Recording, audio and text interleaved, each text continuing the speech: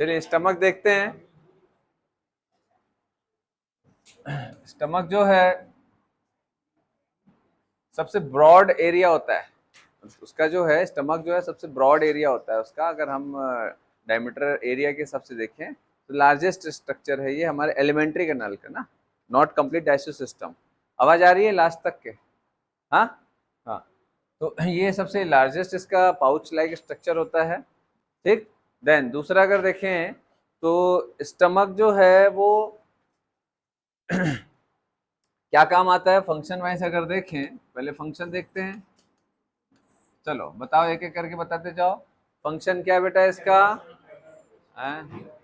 पहले तो डाइजेशन करो फिर एब्जॉर्प्शन में जाना। बिना डाइजेस्ट करे एब्जॉर्ब कर रहे हो। हाँ, क्या होगा इसका पहले? सबसे पहले स्टोरेज ऑफ फूड। अगर स्टोरेज नहीं होता तो इंसान तो इतना भुक्खड़ आदमी है, वो खाते ही जाएगा खाते ही जाएगा खाते ही जाएगा। ठीक है, मतलब वो रुकेगा कहाँ? रुकता है क्या? अच्छी अच्छी चीजें देख के तो डाल रहे हैं। स्टमक जो है वहां स्टोर करता है वो। स्टोर जैसे स्ट्रेच होगा, एक न्यूरल सिग्नल जाता है ब्रेन को कि बस कर बेटा, भर गया है पेट, मत डाल, कूड़ेदान नहीं है डाले जा रहे हो।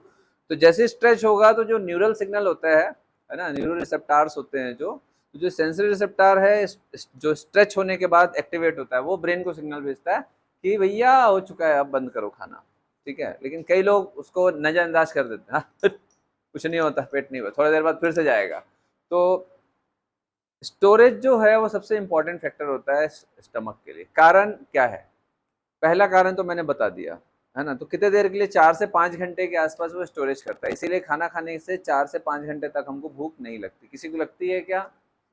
कई लोगों को लगती है, 2 घंटे बाद ही चालू हो जाते हैं फिर से, वो अलग चीज है। बट जनरली ऐसा नहीं होता। तो 4-5 घंटे तक स्टोर करने के बाद और क्या करते हैं भाई, उसको सॉफ्ट किया जाता है। क्योंकि अब मुझे बताओ कि आप लोग जो नॉर्मल खाना खाते हो, जो भी दाल रोटी सब्जी वगैरह, और एक खिचड़ी खाते हैं, हाँ, तो बताओ मेरे को कि आपको कब जल्दी भूख लगेगा, खिचड़ी खाने के बाद या नॉर्मल खाना खाने के बाद? है? क्यों? वो ऑलरेडी गला हुआ है, वो ऑलरेडी गला हुआ है। इतना लेट क्यों आ रहे हो भाई? वो ऑलरेडी गला हुआ है। समझ आ रहा बात? तो जो नॉर्मल खाना खाते हैं, इसका मतलब वो उसको गलाना पड़ेगा। तो उसको गलाएंगे HCl के द्वारा।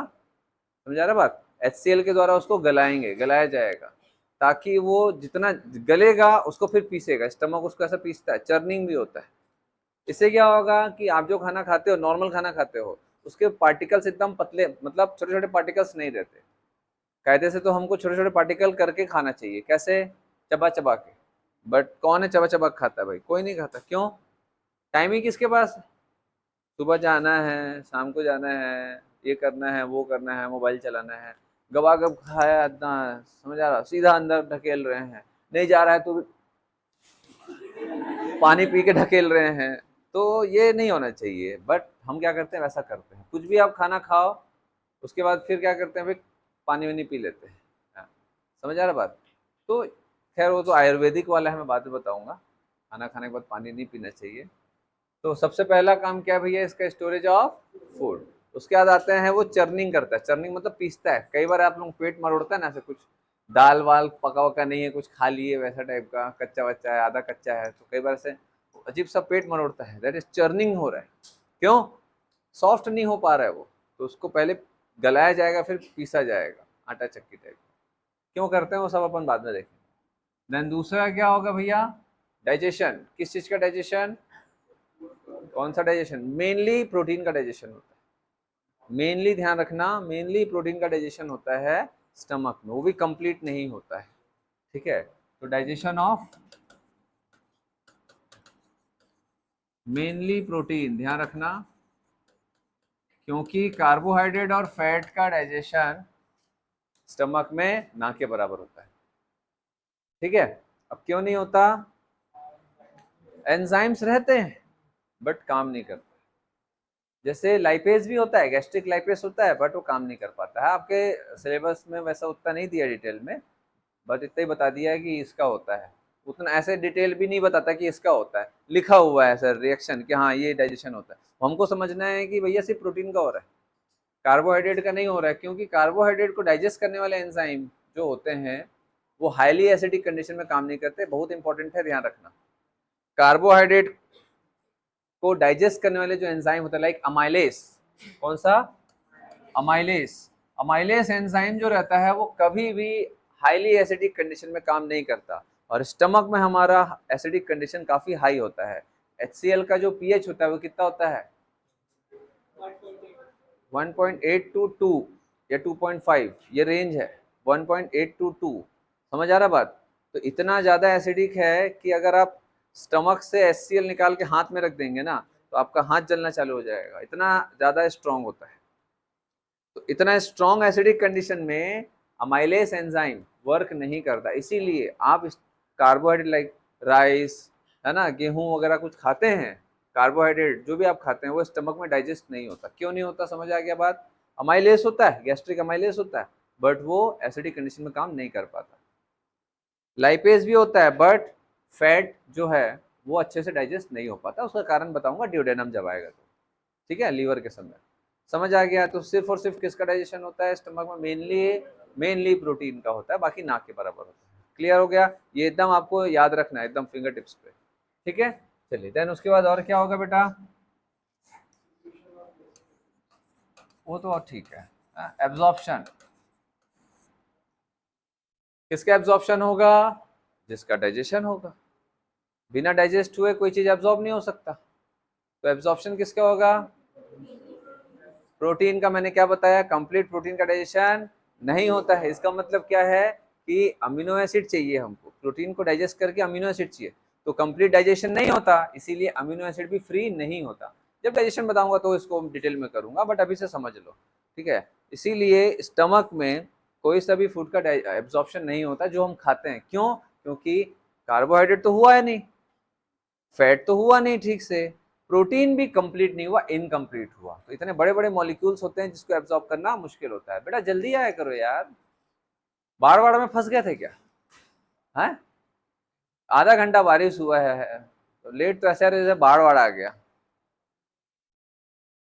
हम लोग जब कोचिंग जाते थे सुबह सुबह 6 बजे भी रहती थी हमारी, बारिश होता था तो भी जाते थे हम,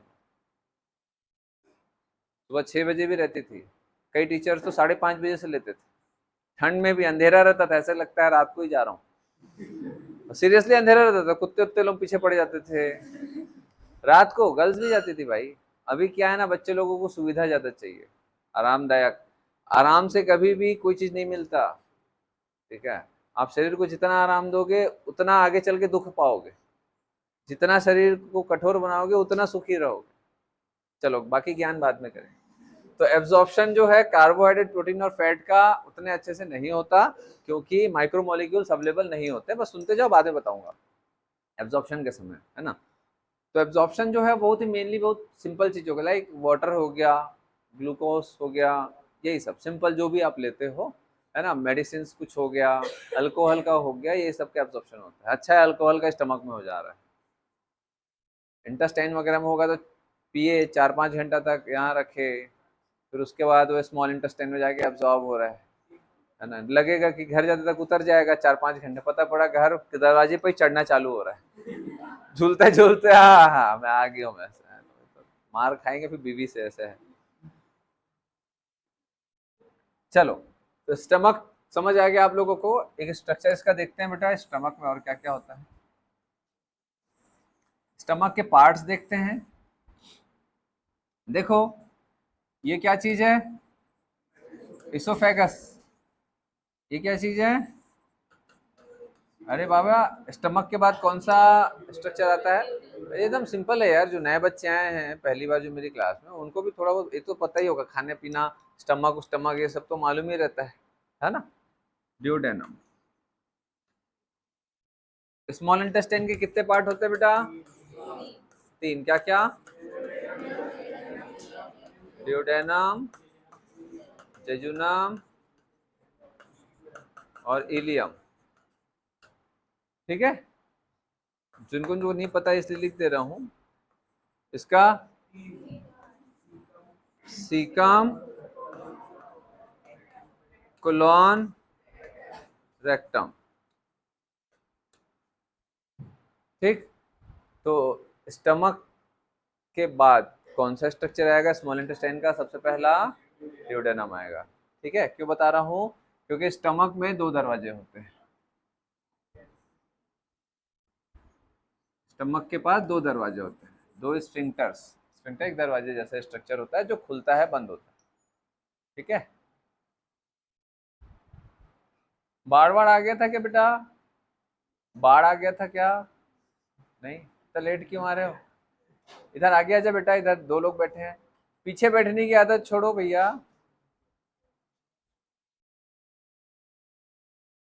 स्कूल में पीछे बैठना चाहिए, टिफिन खाने के लिए, मस्ती करने के लिए, सामने वाले को परेशान करने के लिए, है ना, एंजॉय करने के लिए।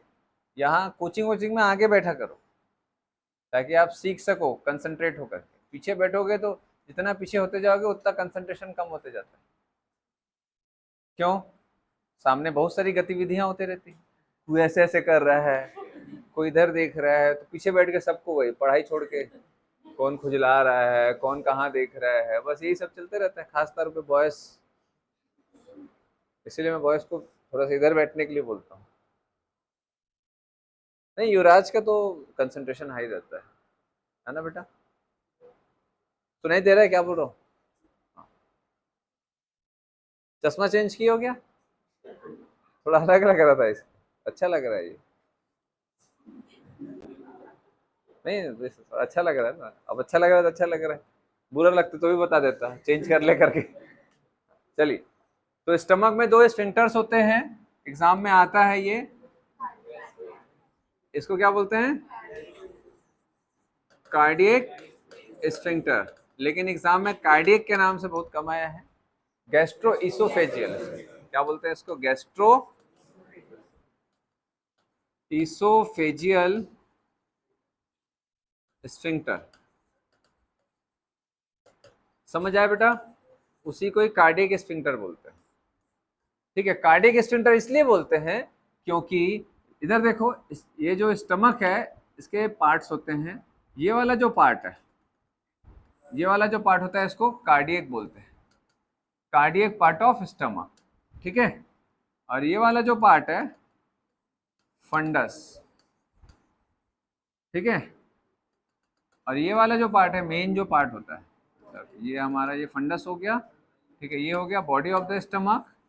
एंड ये वाला पार्ट जो रहता है पाइलोरिक पार्ट।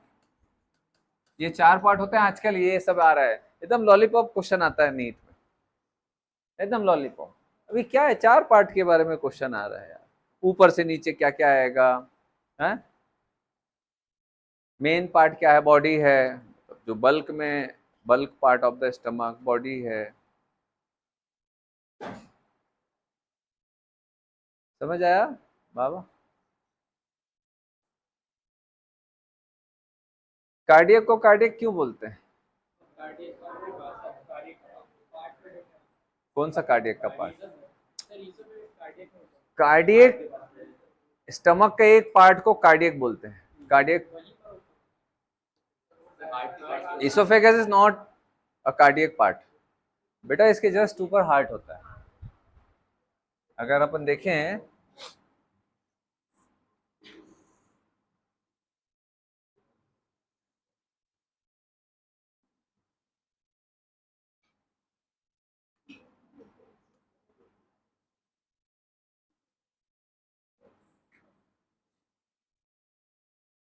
यहाँ पर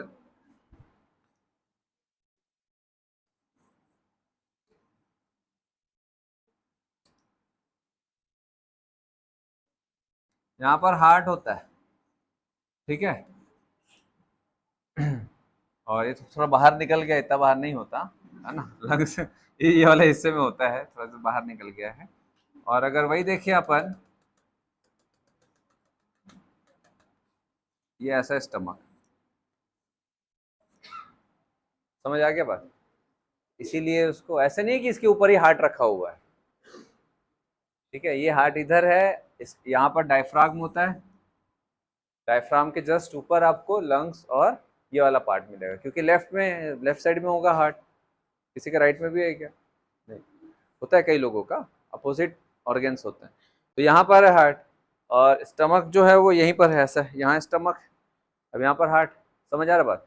इसीलिए कभी कभी बहुत ज्यादा खा लेते हैं ना बैठ के, आराम से पालती मार के बैठ के एकदम दबा के खा लेते हैं कई बार, फिर उसके 4-5 गुलाब जामुन भी खा लेते हैं, फिर केक पेस्ट्री भी खा लेते हैं, उसके बाद हैं, पानी पूरी लास्ट लास्ट में पार्टी में जाते थे, लास्ट लास्ट में पानी पूरी भी खा लिए, फिर उसके बाद फिर जाते थे वो जो मॉकटेल वगैरह होता है, क्या क्या रहता है, ड्रिंक्स बहुत सारे रहते, लगा रहता है ना ऐसा, बहुत खा लिए, सोडा पी लेते हैं, तो क्या तो सोडा भी ढके लिए, फिर जाते जाते पान खा रहे हैं, कई लोग जला के पान देते हैं, जलाने वाला। हाँ, तो वो अब इतना सारा खा लिए, उसके थोड़ी देर बाद चलेंगे, सांस फूल रहा है, अरे इतना खा लोगे भाई तो ये तो प्रेशर बनाएगा ना, स्टमक जो रहता है यहाँ तक फुला दोगे पूरा, तो डायफ्राम के ऊपर तो प्रेशर बनेगा ना, और डायफ्राम जब नीचे आएगा तभी तो सांस ले पाओगे।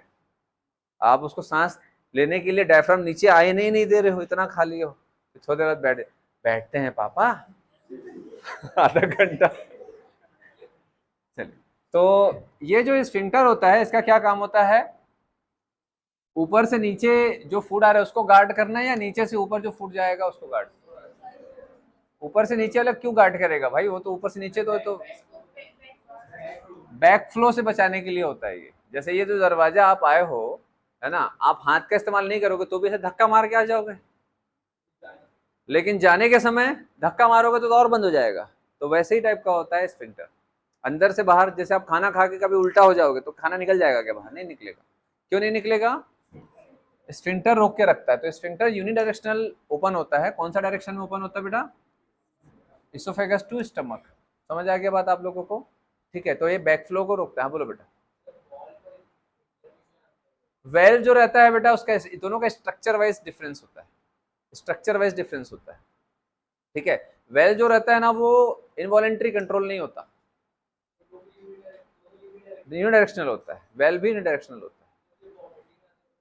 वोमिटिंग आता है तो फोर्सफुली ओपन होता है ये भाई। जैसे दया को ला लोगे आप, सीआईडी का, सीआईडी का दया क्या करता है? दरवाजा तोड़ देता है फोर्सफुली। आराम से खोलोगे तो ना खुलेगा। तो फोर्सफुली वेल्व या स्फिंक्टर्स ओपन हो सकते हैं, दोनों ओपन होता है। अपोजिट फोर्स ज्यादा होना चाहिए तब ओपन होता है। ठीक है, ऐसा नहीं है कि नहीं ओपन होगा, ऐसा कोई दरवाजा नहीं है जो टूट नहीं सकता। हाँ बेटा, हाँ वेल्व्स, वेल्व्स होते हैं ना आगे, इलियोसिकल वेल्व्स होते हैं। डायसो सिस्टम में भी वेल्व होता है, इलियोसिकल वेल्व, इलियम और सीकम। अच्छा, इलियम किसका पार्ट है? Small intestine. सीकम किसका पार्ट है? Large intestine. इन दोनों के बीच में भी एक क्या होता है? वेल्व होता है, स्फिंक्टर नहीं होता, ध्यान रखना। वेल्व अलग स्ट्रक्चर है, स्फिंक्टर अलग स्ट्रक्चर है। नहीं नहीं, यहाँ भी है ना वेल्व बेटा, सर्कुलेटरी में ज्यादा वेल्व होता है, सिर्फ वेल्व होगा, स्फिंक्टर नहीं होगा। सर्कुलेटरी सिस्टम में सिर्फ और सिर्फ वेल्व होता है, स्फिंक्टर नहीं पाया जाता। समझ आ रहा है? डाइजेस्टिव सिस्टम में स्फिंक्टर होगा, साथ में वेल्व भी होगा। यूरिनरी सिस्टम में क्या होगा? स्फिंक्टर होगा। हाँ स्फिंक्टर होगा। कहां पर होगा? हाँ, गॉल ब्लैडर में क्या होता है? स्फिंक्टर होता है। गॉल ब्लैडर में स्फिंक्टर होता है, वेल्व नहीं होता। आपको पूरा डाइजेस्टिव सिस्टम में वेल्व एक ही जगह मिलेगा, इलियम और सीकम के बीच में। ऐसा लिख ले करो आप लोग जब डिस्कस करते हैं तो, क्योंकि ये सब चीज क्या है ना, ओवरऑल व्यू में आता है। आप डायरेक्ट डायरेक्ट पढ़ोगे तो याद नहीं रहता। सब इनवॉलेंट्री रहता है बेटा, कोई भी वेल्व या स्फिंक्टर वॉलेंट्री कंट्रोल नहीं होता। एक जगह होता है, यूरिनरी स्फिंक्टर। कहां पर? Urinary sphincter. यूरिनरी स्फिंक्टर कहां पर होता है? यूरिनरी ब्लैडर और यूरेथ्रा के बीच में भी स्फिंक्टर होता है, दो टाइप का, एक इंटरनल स्फिंक्टर और एक एक्सटर्नल स्फिंक्टर। तो जो इंटरनल स्फिंक्टर होता है वो हमारे कंट्रोल में नहीं होता, वो ऑटोमेटिक ज्यादा प्रेशर आएगा। कहां पर? यूरिन ब्लैडर में भर गया यूरिन, तो वो स्ट्रेच होगा और सिग्नल जाएगा ब्रेन को, और ब्रेन क्या करता है? इंटरनल स्फिंक्टर को खोल देता है और हमको फील कराता है, जा चल जा, भर गया है जा, तो गड़बड़ हो जाएगा जा। जो एक्सटर्नल स्फिंक्टर होता है वो हमारे कंट्रोल में होता है, वो हम रोक के रख सकते हैं। नहीं नहीं अभी नहीं 10 मिनट बाद अभी, तो ये हमारे कंट्रोल में होता है। तो वहां पर हमारे कंट्रोल में स्फिंक्टर होता है एक, that is external sphincter of urinary bladder. Urinary bladder और यूरेथ्रा के बीच में जो दरवाजा होता है वो हमारे कंट्रोल में होता है, बट अधिकतर स्फिंक्टर या वेल्व्स इनवॉलेंट्रीज होते हैं, मतलब हमारे कंट्रोल में नहीं होता, सब अपने आप होता है। समझ आ गया बात? ये ओवरऑल ही बता रहा हूँ, सब जगह कहीं ना कहीं सारी चीजें हैं, अब डिस्कस किए हैं तो लिख लिया करो एक्स्ट्रा चीजों को। ठीक है, समझ आ गया बात? ठीक, चल। तो अब यहाँ पर कौन सा बेटा, ये क्या चीज है? पाइलोरिक पार्ट में है, इसलिए ये पाइलोरिक स्फिंक्टर। स्फिंक्टर्स के नाम आजकल आते हैं, ध्यान रख। तो ये क्या करेगा? बैकफ्लो को रोकेगा, कहां से कहां का? डियोडेनम से स्टमक में जाने के लिए। एक बार जो निकल गया यहाँ, वो वापस नहीं जाना चाहिए, क्योंकि काम हो गया ना भाई, यहाँ जो फूड है इसका काम हो चुका है। एक बार यहाँ आ गया तो बैकफ्लो को रोकेगा। समझ आया बात? खुलेगा किधर साइड? ये स्टमक टू ड्यूडेनम साइड, और ये किधर खुलेगा? Oesophagus to stomach side. समझ आया बात? ठीक है,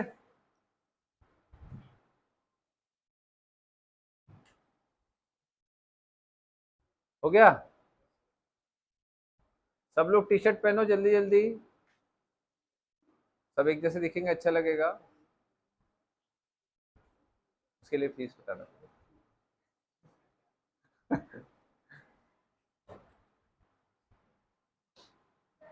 हाँ बेटा, हाँ बेटा,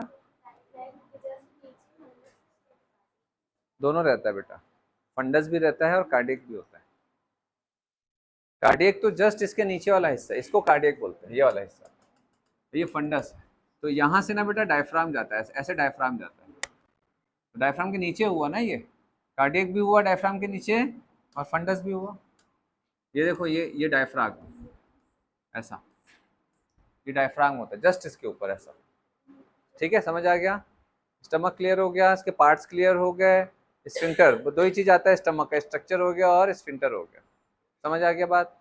ठीक है, चलिए आगे बढ़ते हैं स्मॉल इंटेस्टाइन। आगे बढ़े, बोलो। नए बच्चों को मेरी राइटिंग नहीं समझ आ रही होगी तो बता देना। आ रही है? स्मॉल इंटेस्टाइन को स्मॉल इंटेस्टाइन क्यों बोलते हैं बेटा? ये बताएगी?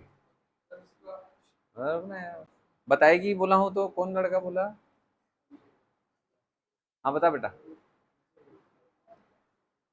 इसका लेंथ क्या होगा? बता बेटा, ये बताएगी। बैठ जा बेटा। स्मॉल इंटेस्टाइन का लेंथ क्या होगा? लार्ज इंटेस्टाइन के रेस्पेक्ट में दो टाइप का इंटेस्टाइन, लार्ज और एक स्मॉल। तो स्मॉल इंटेस्टाइन का लेंथ क्या होगा? बता बेटा।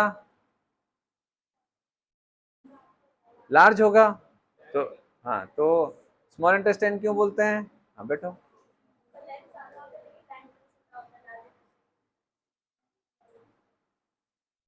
हाँ,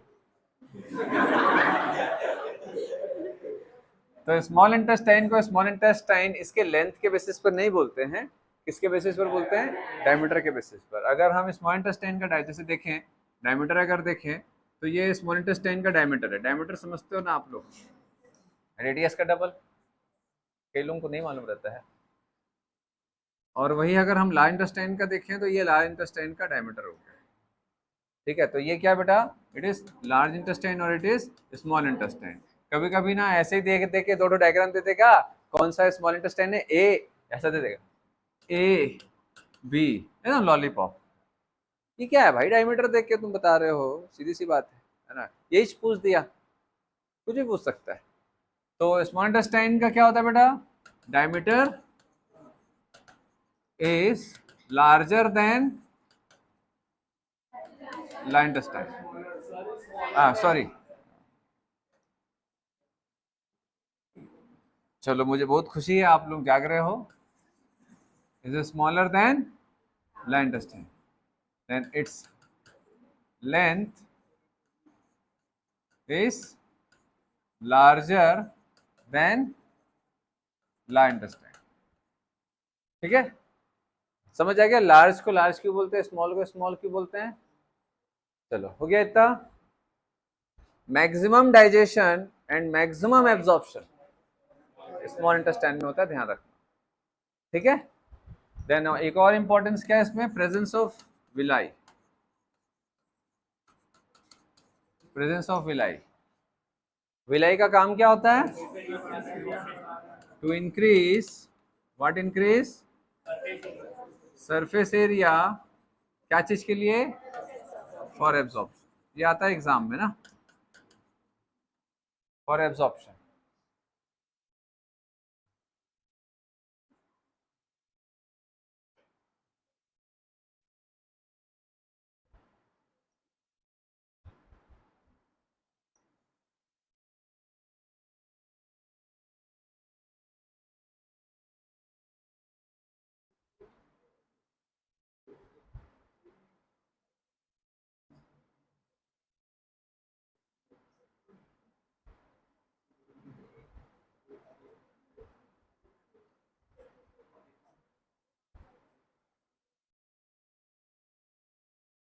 चलो हो गया बेटा, ये एक क्वेश्चन आता है, एक तो ये हो गया। आजकल स्टेटमेंट वाइज में आता है ना, तो कोई भी एक चीज के बारे में चार चीज मालूम होना चाहिए, ठीक है। तो एक ये हो गया, एक विलाई हो गया, क्यों होता है, और मैक्सिमम डाइजेशन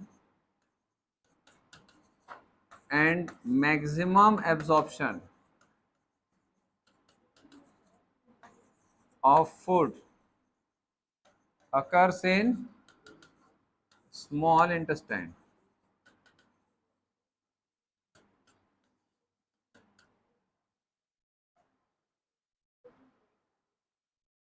हो गया, बोलो।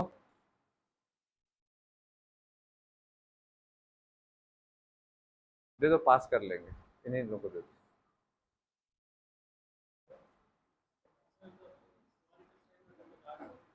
लार्ज में नहीं होता बेटा, लार्ज में फूड का एब्जॉर्प्शन नहीं होता, सब यही हो जाता है।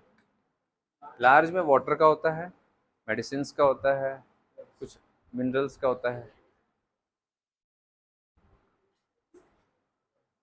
लार्ज इंटेस्टाइन उसके लिए बना ही नहीं है। जितने भी फूड होते हैं, carbohydrate, protein, fat, maximum digestion वही होगा और एब्जॉर्प्शन वही होगा। कारण है विलाई, जहां विलाई होगा वहां एब्जॉर्प्शन हो जाएगा। लार्ज इंटेस्टाइन में विलाई नहीं मिलेगा, इसीलिए लार्ज इंटेस्टाइन में एब्जॉर्प्शन वाला काम ही नहीं होता। उसमें कुछ कुछ चीज होगा, वाटर वगैरह हो गया, मेडिसिन हो गए, कुछ आयंस मिनरल्स हो गया, विटामिन हो गया, उसका एब्जॉर्प्शन होता है। बट मेजर तरीके से देखें तो एब्जॉर्प्शन सब यही हो जाएगा। क्यों, विलाई, विलाई आपको सिर्फ स्मॉल में मिलेगा, लार्ज में नहीं मिलेगा, ठीक है, अच्छा ध्यान, ठीक है। तो विलाई कहाँ मिलेगा, सिर्फ स्मॉल इंटेस्टाइन में मिलेगा, और विलाई के कारण ही मैक्सिमम एब्जॉर्प्शन होता है। क्यों, मैंने लिखा है, और सरफेस एरिया बढ़ाता है एब्जॉर्प्शन के लिए। तो भैया जब इसके पास है एब्जॉर्प्शन के लिए तो एब्जॉर्ब कर लेगा ना, लार्ज इंटेस्टाइन क्यों जाने देगा, तो लार्ज इंटेस्टाइन में वैसे भी विलाई नहीं होता, तो एब्जॉर्प्शन वहां पर बहुत मिनिमम होता है, फूड का, फूड का बोला हूँ, बाकी चीज का नहीं, ठीक है। चलो, ये समझ आ रहा है बेटा नए लोगों को, ऐसा तो नहीं लग रहा सल तो लाते हैं, नहीं ना, ऐसा तो नहीं लग रहा है ना।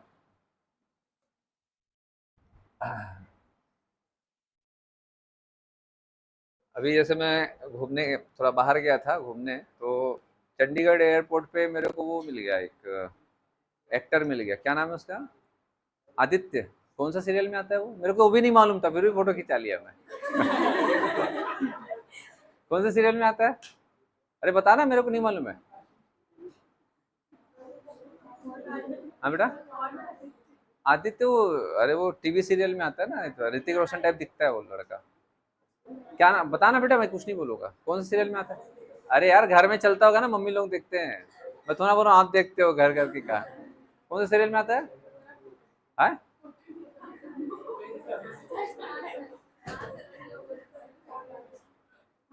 कुछ कारण है, हाँ? नहीं देखे हो, नहीं जानते हो आप लोग नाम, मैं भी नाम नहीं जानता था, सीरियसली पूरी फोटो खिंचा लिया। फेस से तो मैं जानता हूँ ना, तो घर में चलते रहता है ये सब।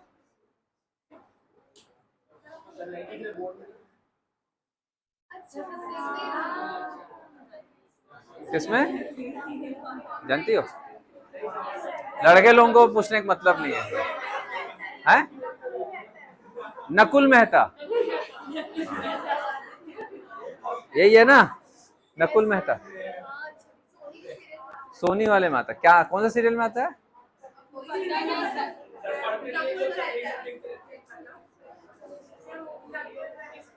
उसका हाइट मेरे से कम है, इतना है।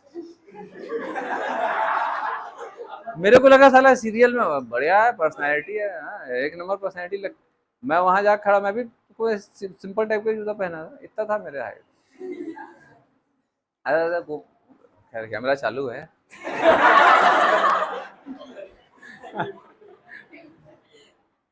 तो हाँ हाँ, नहीं नहीं, अच्छा है, बढ़िया। एक बार बोला मैं कि आई वांट, मतलब सेल्फ, इंग्लिश में बोला मैं उसको। उस समय थोड़ा सोचना पड़ा कि कैसे बोलूं, सेंटेंस बना के इंग्लिश में बोला कि भाई मैं आपके साथ सेल्फी लेना चाहता हूँ। हाँ श्योर श्योर। दो तीन ही लोग थे उसके साथ, वैसे कोई भीड़ भाड़ नहीं था। हाँ बेटा, खिंचा लिया। फिर मैं इसको उसमें डाला अपने स्टेटस में, तो मेरा एक फ्रेंड है, नेफ्रोलॉजिस्ट है, तो बोलता है अबे तू तो इससे ज्यादा अच्छा लग रहा, बोलता है। मैं बोला भाई उड़ा मत, है ना। और बहुत अच्छा है, मतलब सीरियसली काफी हैंडसम लग रहा था लड़का, काफी हैंडसम लग रहा था। हाँ है भाई, ऋतिक टाइप का है, उसकी आंखें थोड़ी सी, उसका चेहरा। नकुल मेरा, मैं तो नाम नहीं जानता था, फिर भी मैं ऐसा अचानक से देखा, वही लग रहा है।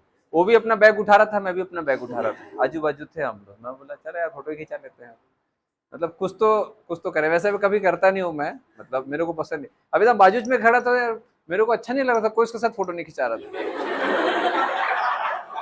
तो मैं बोला यार अप्रिशिएट करना चाहिए जो अच्छा काम कर रहा है, मतलब खुशी मिलती है ना, मतलब हाँ यार, मतलब हूँ मैं, एक्टर हूँ, लोग मेरे चाहने वाले हैं। तो इसीलिए मैं बोला यार चलो बेचारे फोटो खिंचा लेते हैं, अच्छा लगा ना उसको, मतलब खुश हो गया, कोई तो आया रे करके। लार्ज इंटेस्टाइन देखते हैं।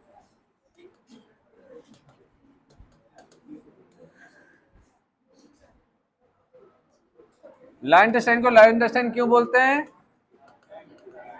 डायमीटर लार्ज होता है, लेंथ स्मॉल, किसके रेस्पेक्ट में?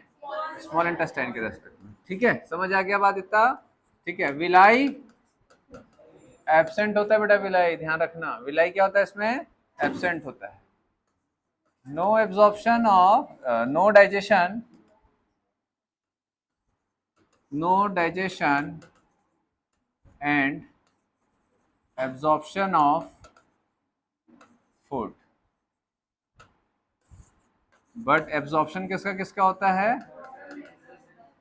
एब्जॉर्प्शन ऑफ वाटर, ड्रग्स कौन सा वाला? कौन सा ड्रग्स लेते हो? अरे मैं अभी कसोल गया था, कसोल देखिए हो गया, वो रील्स में आता है, मैं भी चला गया ऐसे, रील्स में आता है, कुछ नहीं है, फालतू है। हाँ देखो, तो भैया ड्रग्स का हब है वहाँ, लोग ऐसे ही वहीं पर बना के पुड़िया बना रहे हैं, मतलब पुड़िया बना रहे हैं, भगवान जाने क्या है, हशीश वशीश का रहता है।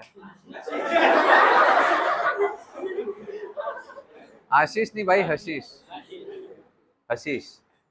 और भगवान जाने क्या क्या ड्रग्स लेते हैं, चरस वरस, भगवान बेकार है, मतलब जनरेशन पूरी खत्म हो रही है। और जो वहाँ पर वेटर लोग जो सर्व कर रहे थे खाना वाना, ठीक है, एकदम नदी के किनारे, बहुत सुंदर जगह है, एकदम नदी एकदम, बस वो अपने कैंप से निकले, बाजू में एकदम नदी है, ऐसा टाइप का, वहीं जाके बैठ गया था, सो गया था मैं वहीं पत्थर में, तो इसलिए सर्दी भी लग रहा था उस समय। वहाँ वेटर वेटर लोग सब नशे में थे भाई, सब मार मार के बैठे थे, बहुत खराब हो गया है। और उसने मेरे को बताया, एक ने बताया कि जो ये हीरोइन या जो ये सब होता है ना, चरस वगैरह, 3 डोज में ऐसी लत लगती है कि छुड़ाना मुश्किल होता है। मुझे पहली बार पता चला, पढ़ाता तो मैं भी हूँ इसको, लेकिन अब किसी को लेते देखा नहीं, वहां पर मैंने देखा भाई, 3 डोज किसी को दे दिए ना, वो पागल हो जाएगा चौथे के लिए, मतलब इतना खतरनाक है। इसलिए नशा बहुत खतरनाक चीज होती है, तो बिल्कुल। चलो ड्रग्स कौन सा है भैया? दवाई हम जो खाते हैं पैरासीटामोल वगैरह, ये है ना, चरस गांजा नहीं। देन उसके बाद क्या देखेंगे बेटा? Absorption of water, drugs, minerals, ठीक है, विटामिन।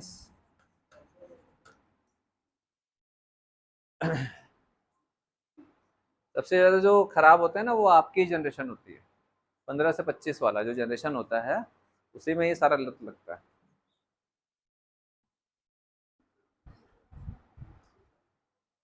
वैसा नहीं बोल रहा हूँ कि आप लोग भी करते हो, हंस रहे हो।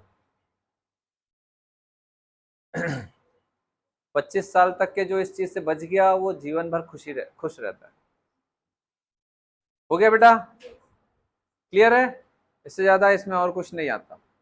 देन उसके बाद हम लोग देखेंगे histology of alimentary canal. Histology क्या होता है? टिश्यूज का स्टडी करना, स्टडी है ना। तो अपन देखेंगे कि जो टिश्यूज का अरेंजमेंट कैसा है, पैटर्न कैसा है। तो जैसे लिखना है क्या बेटा? चार ही चीज तो था, डायमीटर कितना है, लेंथ कितना है, और डाइजेशन होगा कि नहीं होगा, एब्जॉर्प्शन किसका होगा, डाइजेशन नहीं होगा, विलाई नहीं होगा, विलाई नहीं होगा, ठीक है, इसलिए एब्जॉर्प्शन भी नहीं होगा फूड का। मैंने फूड का एब्जॉर्प्शन नहीं बताया, किसका एब्जॉर्प्शन बताया? वाटर का बताया, ड्रग्स का बताया, मिनरल्स का बताया, विटामिन का बताया, चार चीज का बताया, ठीक है। उससे ज्यादा कुछ नहीं आता है एग्जाम, तो आपको याद हो जाना चाहिए। विलाई नहीं है तो फूड का एब्जॉर्प्शन भी नहीं होगा, बात खत्म, ठीक है।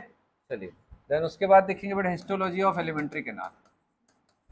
यहां से भी क्वेश्चन आता है।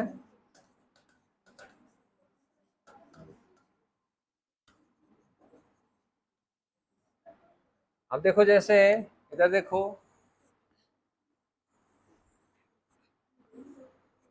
जैसे फॉर एग्जांपल इसको अपन कट कर दिए, इधर देखो कट कर दिए। कट करने के बाद क्या करेंगे भैया, इसका डायमीटर देखो, मतलब ऐसे काट दिए इसको, ऐसा काटने के बाद ऐसा दिखे, तो इसको अपन ऐसे, ठीक है, समझ आ गया बात। देन इसमें अगर हम एलिमेंट्री कैनाल की बात करें तो इसमें मेनली 4 लेयर्स होती है, आपको याद रखना, ठीक है। 4 लेयर होती है। सबसे पहला सेरोसा, देन मस्कुलर लेयर,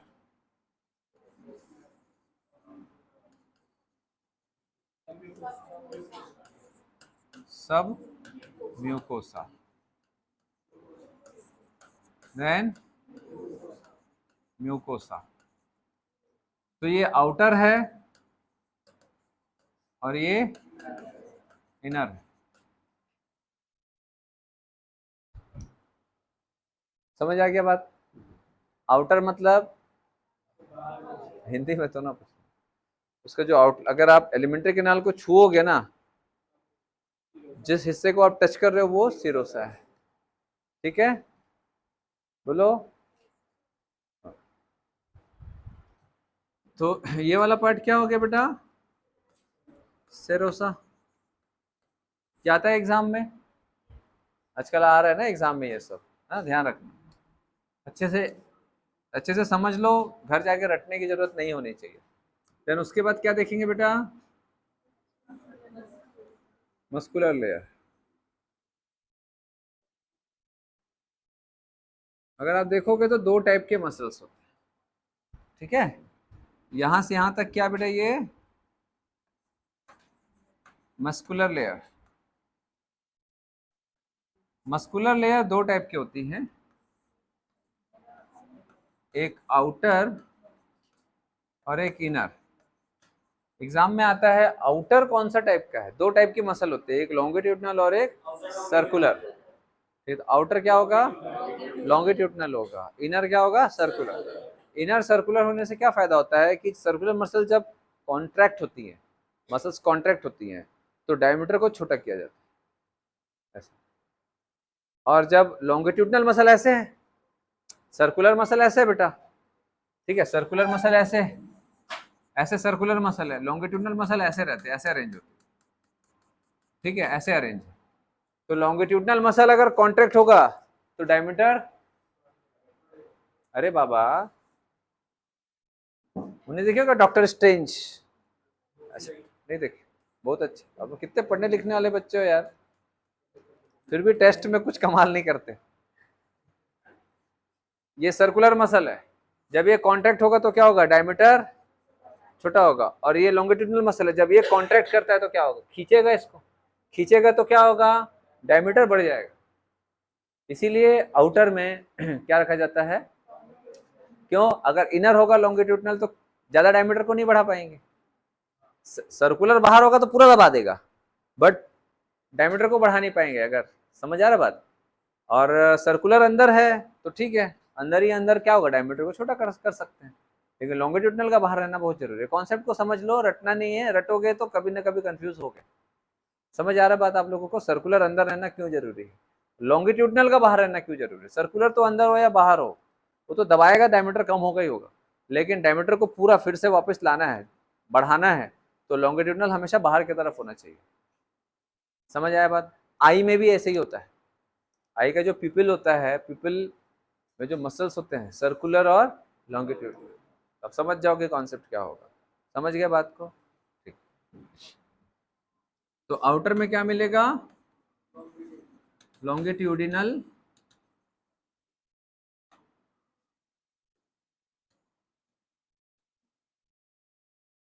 नए बच्चे लोगों को दिक्कत तो नहीं है बेटा, इसमें क्या दिक्कत है, तो नया ही टॉपिक है ये, कुछ पढ़ाया नहीं, फेरिंग्स तक ही पढ़ाया था बस।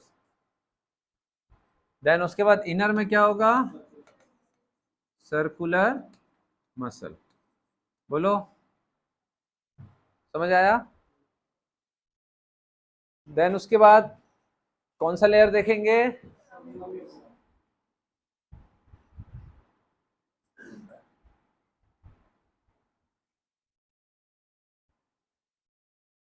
ये सब म्यूकोसा है, ठीक है। देन उसके बाद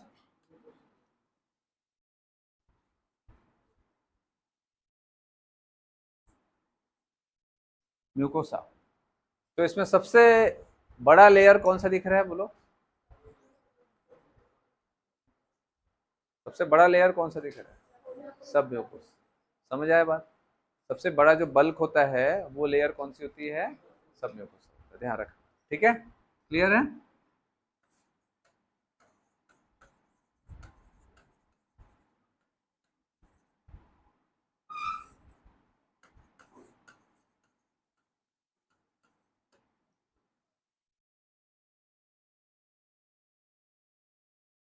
ये दिख रहा है आपको, फोल्डिंग दिख रही है इसमें, फोल्डिंग दिख रही है, क्या है ये फोल्डिंग विलाई नहीं है। यहाँ कहाँ गैस्ट्रिक ग्लैंड है, तो स्मॉल इंटेस्टाइन क्या बेटा, बोलो टिमरी है, कौन बोला भाई, आवाज नहीं आ रही है, आ रहा है आवाज, सर्दी वर्दी तो नहीं है, आवाज आ रहा है उधर लास्ट के, नहीं आ रहा है, कम आएगा, माइक ले लूं क्या, चलो माइक ले लेते हैं।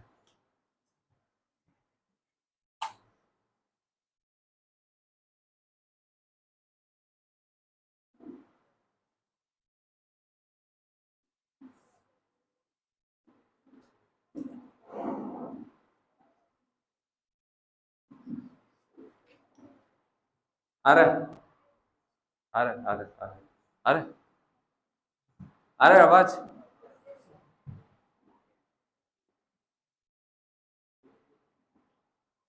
चलो। हाँ क्या बोल रहा था, हाँ ये जो फोल्डिंग्स दिख रही वो क्या है, they are plicae semilunares, not villi, villi दिखता नहीं है। अगर आप डायग्राम देखो, डायग्राम देख रहे हो, देख रहे हो ना, ये ल्यूमन है बेटा, यहां पर से क्या जाएगा, फुट, यहां से फुट जाएगा, तो जो ल्यूमन दिख रहा है आपको, ल्यूमन, इसको ल्यूमन बोलते हैं, तो ल्यूमन बोलते हैं, तो यहां से क्या जाएगा, फुट पास होगा, जो फुट पास होगा, अगर आप एनसीईआरटी का डायग्राम देखोगे तो उसमें ऐसा दिख रहा है, ऐसा ऐसा फोल्डिंग्स दिख रही हैं, this foldings are not villi, ध्यान रखना, विलाई इतना बड़ा नहीं होता है कि दिखे, समझ आ रहा है, माइक्रोस्कोपिक स्ट्रक्चर है वो। अब चलो इसको अपन देखते हैं, ये दिख रहा है, ये फोल्डिंग्स दिख रही हैं, दिस फोल्डिंग्स, तो ये ऐसा है बेटा, फोल्डिंग जो है,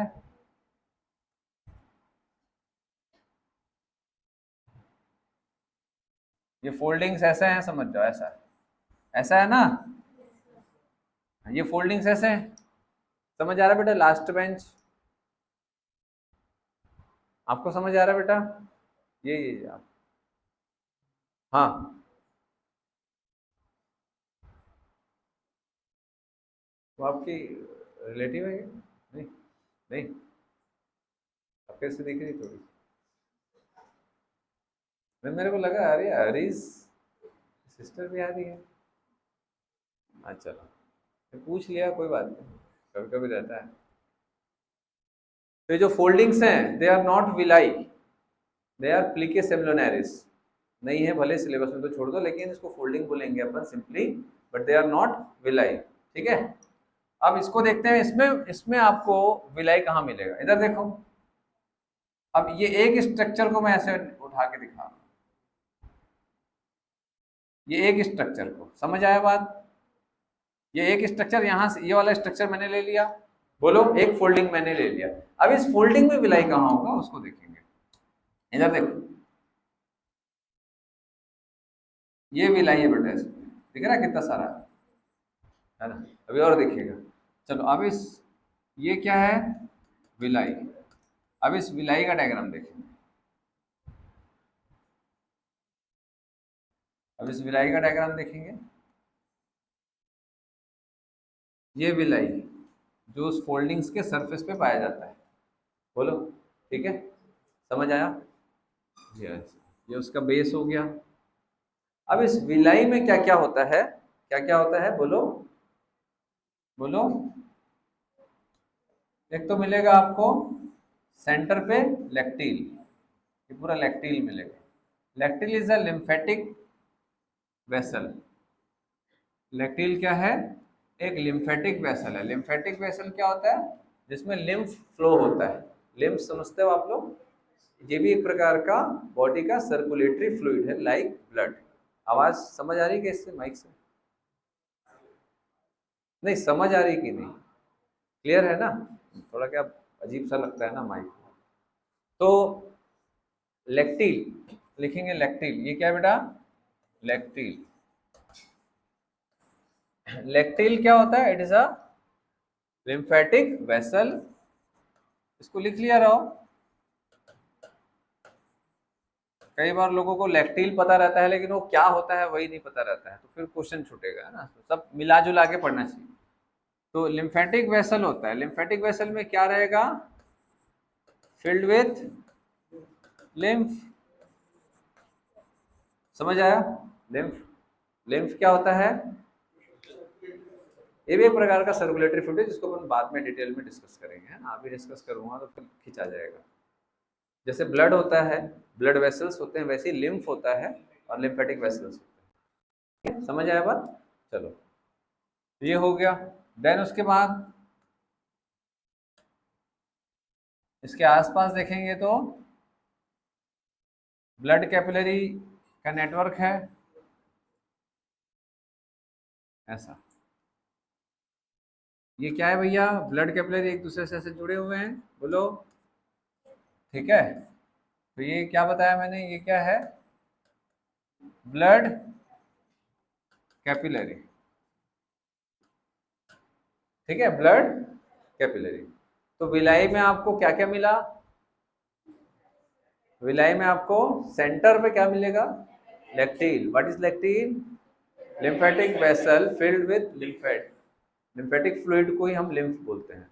देन ये जो लैक्टिल के सराउंडिंग में क्या प्रेजेंट है? Blood capillaries. कैपिलरी, समझ आया बात? कैपिलरीज होती है, क्योंकि ये बहुत ही माइन्यूट स्ट्रक्चर होता है, क्या? विलाई। बाकी ये लैक्टिल क्यों होता है, ब्लड कैपिलरी क्यों होता है, ये अपन एब्जॉर्प्शन के समय देखेंगे। अभी अपन इस डिटेल स्ट्रक्चर बस पढ़ रहे हैं। समझ आ गया आप लोगों को? ठीक है, चलो।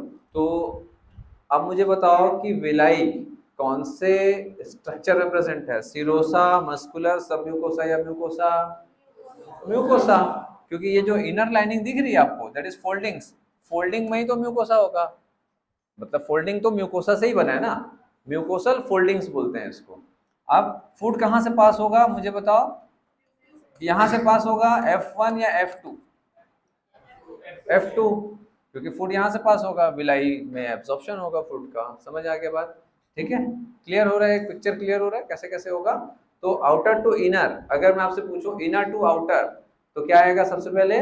म्यूकोसा, देन सब म्यूकोसा, देन मस्कुलर लेयर का दो पार्ट है, इनर सर्कुलर, ऐसा आता है ना आजकल एग्जाम में। मसल्स को भी क्या कर रहे हैं, वो डिफरेंशिएट करके दे दे रहे हैं, मसल्स को भी पूरा ऐसा क्लासिफाई करके दे देता है, फिर वहां दिमाग खराब हो जाता है। मस्कुलर याद रहता है, लेकिन कौन सी मसल इनर कौन सी आउटर ये कई बार याद नहीं रहता, तो फिर फंस जाते हैं अपन। अपने को डिटेल में ध्यान रखना है। समझ आए के बाद देन उसके बाद आउटर सिरोसा। सिरोसा एक एपिथेलियल लेयर होती है, ध्यान रखना। कोई भी ऑर्गेन का मेम्ब्रेन, आउटर मेम्ब्रेन जो कवरिंग्स होती हैं, mostly they are epithelial membrane. समझ आया बात? जितने भी ऑर्गेन्स के आउटर कवरिंग्स होती हैं, जितने भी ऑर्गेन्स के आउटर कवरिंग्स होती हैं, mostly they are epithelial tissue. समझ आया? क्योंकि एपिथेलियल का नाम एपिथेलियम इसीलिए रखा गया है, किसी के ऊपर, एपी मतलब अबव, थिलिया मतलब लेयर, किसी के ऊपर लेयर करने वाले टिश्यू को एपिथेलियल टिश्यू बोलते हैं। समझ आ गया बात? इतना आपसे पूछ दे simply what is serosa, it is epithelial tissue. कौन सा क्या है वो तो डिटेल में अपन पढ़ेंगे, ठीक है? चलो क्लियर है इतना? ये कौन सी लेयर होगी, वॉलेंट्री या इनवॉलेंट्री? इनवॉलेंट्री भाई, अपनी मर्जी से थोड़ी ना परिस्टैटिक मूवमेंट कर रहे हो आप। ऐसा थोड़ी ना खाना खा लिया उसके बाद रुको, नीचे ले जाने दो, हाँ स्टमक तक खा गया, हाँ बोलो, अपन नहीं कर सकते ना, ये सब इनवॉलेंट्री होता है, ऑटोमेटिक होता है। ये समझ गए? क्लियर है? सब म्यूकोसा में आपको सारी चीजें मिलेंगी, ब्लड वेसल्स मिलेंगी, ब्लड वेसल्स की लार्ज लार्ज ब्लड वेसल्स, आपको ब्लड कैपिलरी मिला तो म्यूकोसा में, लेकिन उसके जो large blood vessels like arteries, veins, lymphatics, nerves, ये सब आपको किसमें मिलेगा? सब म्यूकोसा में। तो सब म्यूकोसा में आपको क्या क्या मिलेगा?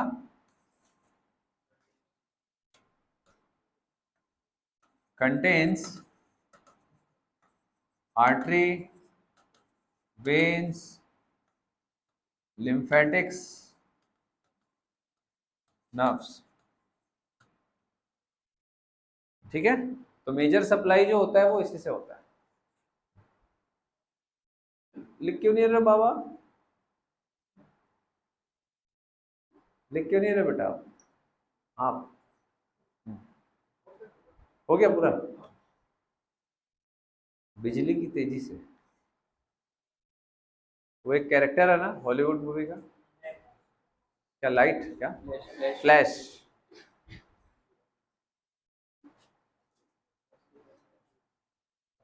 हो गया? हाँ बेटा,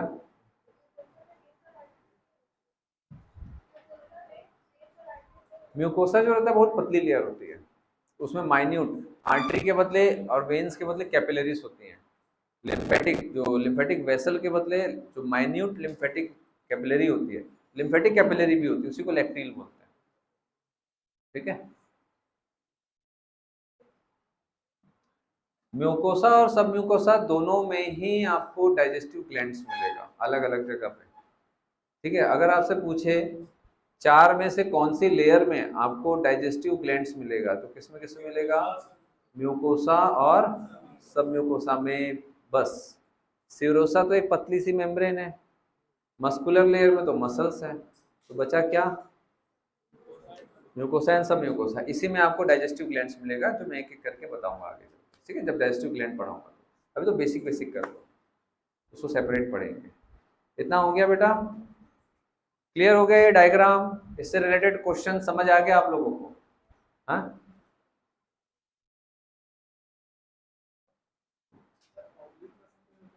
ऑब्लिक मसल्स होते हैं स्टमक में पाया जाता है। ये मैंने एलिमेंट्री कैनाल, मतलब स्टमक में भी आपको चार लेयर्स मिलेंगी, सब जगह चार लेयर मिलेगा, लेकिन मसल्स में एक एक्स्ट्रा लेयर होती है जो सिर्फ स्टमक में पाया जाता है। आप लिखना चाहो तो लिख सकते हो, स्टमक में मसल्स की एक तीसरी लेयर पाई जाती है, थर्ड लेयर ऑफ मसल्स। लिख लो, third layer of muscles found in, third layer of muscles found in muscular layer of stomach, third layer of muscles found in, third layer of muscles found in muscular layer of stomach, muscular layer of stomach is known as oblique muscle. क्या बोलते हैं? Oblique muscle. बस इतना काफी है। Mainly आपको exam में ये बेसिक वाला मिलेगा, समझ आ रहा है? मेनली आपको एग्जाम में ये बेसिक वाला ही क्वेश्चन पूछेगा। अभी तक जितने भी क्वेश्चन आप देखोगे आपको ये वाला मिलेगा, ठीक है? ये आपको एक्स्ट्रा, अगर आपको ध्यान रखना है, एक्स्ट्रा मसल, एक ही मसल ऑब्लिक मसल पाया जाता है सिर्फ और सिर्फ स्टमक में, और कहीं नहीं पाया जाता। क्यों? Because of churning movement. Stomach एक इकलौता ऐसा पाउच लाइक स्ट्रक्चर है, ब्रॉड पाउच लाइक स्ट्रक्चर है, जहाँ चर्निंग होता है, फूड को ऐसा चर्न समझते हो, पीसा जाता है, ऐसा ऐसा ऐसा ऐसा पीसा जाता है ऐसा। बाकी जगह पेरिस्टल्टिक मूवमेंट होगा जो फूड को बस आगे ढकेलने का काम करता है। यही एक जगह है स्टमक जहां पर फूड का चर्निंग करता है, और चर्निंग के लिए ऑब्लिक मसल इस्तेमाल होता है।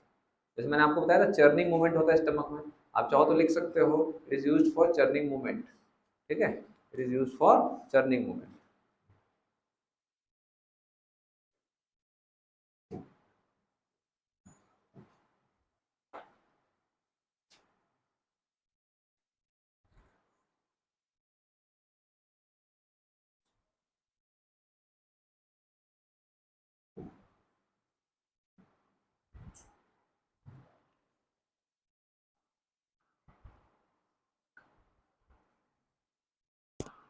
पढ़ाई वढ़ाई चालू किया आप लोग?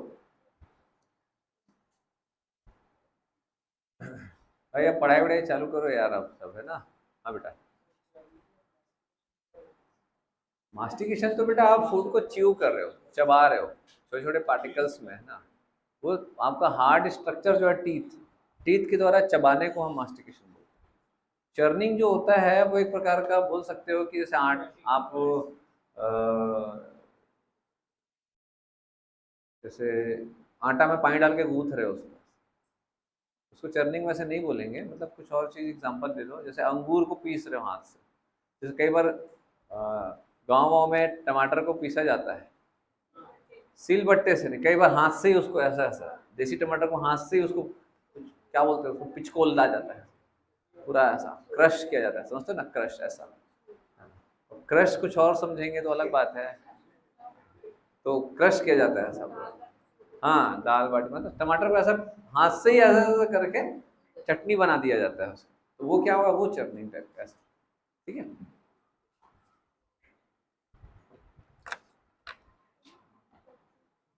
चलो आगे बढ़ते हैं। हो गया ऑब्लिक लेयर कहाँ पाया जाता है, समझ आ गया बात?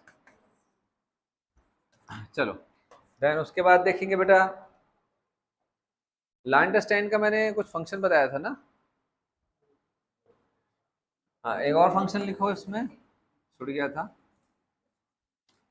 एरो डाला था लेकिन लिखना भूल गया था। Storage of undigested food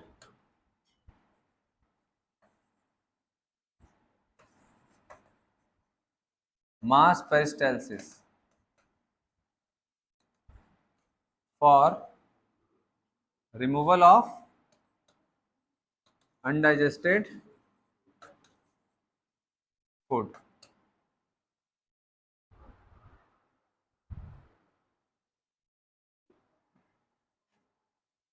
main function तो हम भूल ही गए थे, लाइनस्टाइन का मेन फंक्शन तो यही है, अनडाइजेस्टेड फूड को स्टोर करना,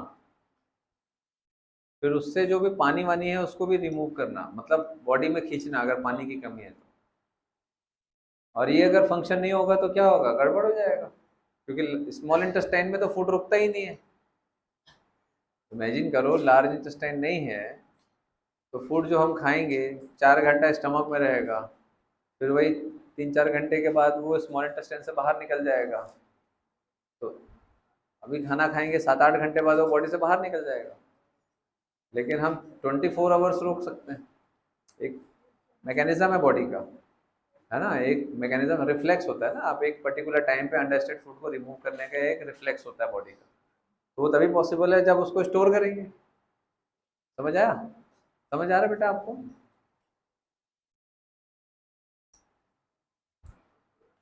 ठीक है, क्लियर है?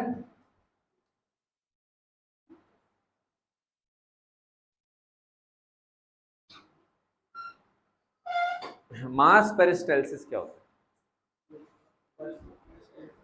पेरिस्टाल्सिस क्या, धीरे धीरे फूट जा रहा है, ऐसा ऐसा, समझ रहा होता है? फिर एक डांस होता है ना, वैसे ही लग रहा है ऐसा। तो ये पेरिस्टाल्टिक मूवमेंट धीरे धीरे जा रहा है। मास पेरिस्टाल्सिस क्या होता है? एक बार में बल्क में जो भी मटेरियल है उसको बॉडी से बाहर करना, तभी तो अनडाइजेस्टेड फूड एक साथ बॉडी से बाहर निकलता है। अगर वो सिंपल पेरिस्टाल्सिस होगा तो आधा घंटा हमको बैठना पड़ेगा,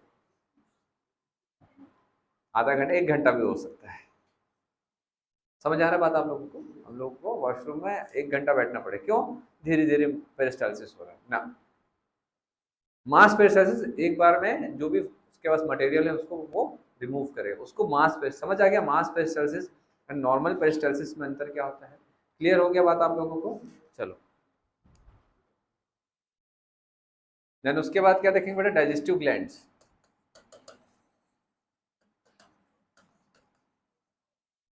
डाइजेस्टिव ग्लैंड में सबसे पहला कौन सा ग्लैंड देखते हैं भैया? Salivary gland. सलाइवरी ग्लैंड, एक बात समझ आया? सलाइवरी ग्लैंड तीन टाइप के होते हैं, कौन कौन सा?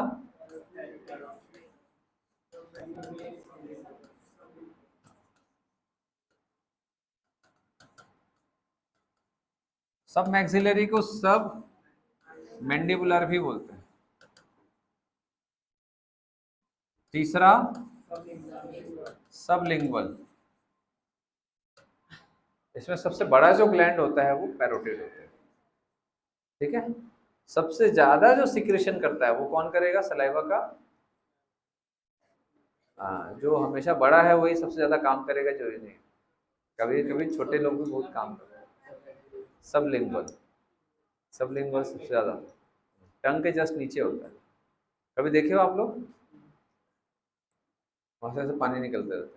कई बार क्या होता है ना, जैसे बहुत भूख भूख लगती है, दो तीन लोग बैठे हैं, किसी का अच्छा बढ़िया टिफिन खुला है ना, उसका ध्यान वही है ना, वो बात कर रही है, देख रही है ये क्वेश्चन को ना ऐसे सॉल्व करेंगे, टिफिन खोल रही है, देखिए क्वेश्चन को वैसे सॉल्व करेंगे, अब सामने वाला उसका टिफिन की तरफ भी ध्यान। हाँ हाँ हाँ, बोल बोल, फटाक से पिचकारी निकल जाता है कई बार। कभी देखे हो ऐसा? किस किस के साथ हुआ है ऐसा? खाने में गिरा है ऐसा नहीं बोल रहा हूँ, मतलब या आपका पिचकारी ऐसा निकला हो, या तो किसी आपके जो परिचित हैं उनका ऐसा सलाइवा निकल के आया था, सांप जहर छोड़ता है वैसा टाइप का एकदम, हुआ है कभी? वो जो होता है वो सब लिंगुअल ग्लैंड के कारण होता है, बहुत फोर्सफुली बहुत सारा सलाइवा निकलता है, देखे हो कभी? सर मेरा ऐसा होता है कभी कभी। चलिए, तो पैरोटिड, सॉरी, पैरोटिड जो ग्लैंड होता है उसका एक इन्फेक्शन होता है जिसको बोलते हैं मम्प्स। क्लियर हो? वायरल इन्फेक्शन, इसका एक वायरल इन्फेक्शन होता है जिसको हम बोलते हैं मम्प्स। मॉम्स मत कर देना, मम्प्स, मम्प्स समझते हो ना? उसमें स्वेलिंग हो जाती है सलाइवरी ग्लैंड की, इट इज इन्फेक्शियस, ऑब्वियसली ये इन्फेक्शियस है, आप उसके पास में रहोगे तो चांसेस है ना कि इन्फेक्शन आपके तक आ जाए। मम्प्स फैलता है, कंटेजियस होता है, इन्फेक्शियस होता है। चलिए, हो गया। अब इसमें बहुत ज़्यादा डिटेल डिस्क्रिप्शन नहीं है आपके सिलेबस में, इसलिए हम उसको ज़्यादा नहीं करेंगे। सलाइवरी ग्लैंड का मेन काम क्या है? To secrete what? Saliva. Then question आता है what is saliva? What is saliva? क्या होता है सलाइवा? लार से, लार लार, saliva. Saliva is a watery secretion, पहली बात, saliva is a watery secretion. हाँ, 99% से ज्यादा इसमें वाटर होता है, समझ आया? ठीक है, it is a watery secretion. Then more than 99% क्या होगा? वाटर।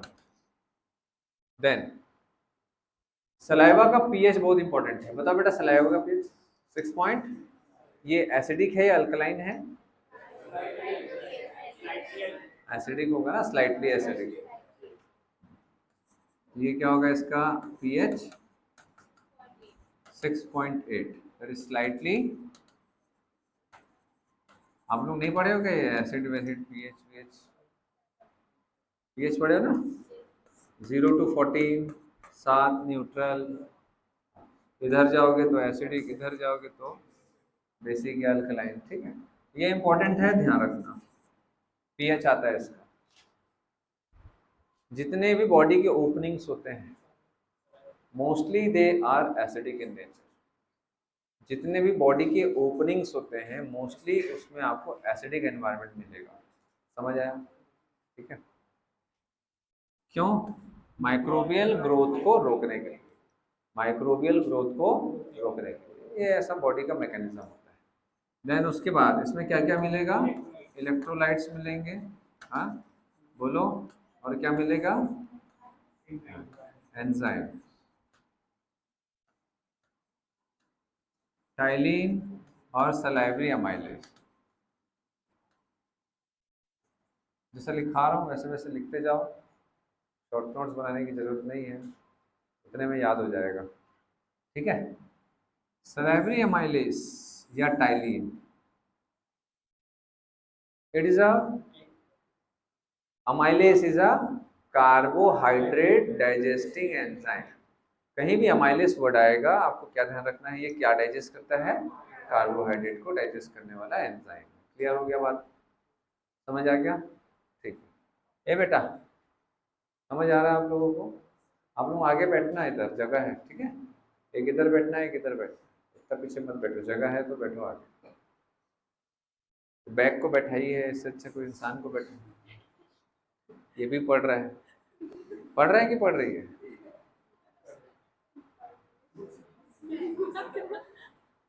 सन्नी लिखा है इसमें, सन्नी स्टाइल, पढ़ रहा है बेचारा।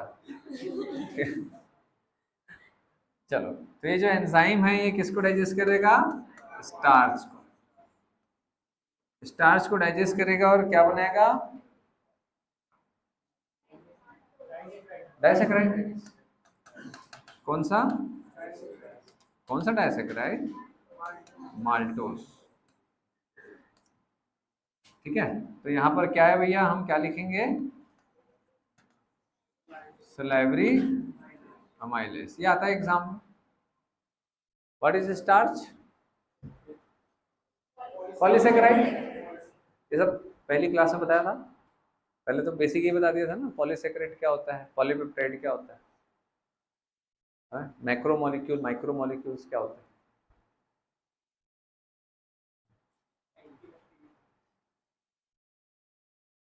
हो गया इतना। तो क्या, अब अच्छा ये डाइजेशन कहाँ होगा,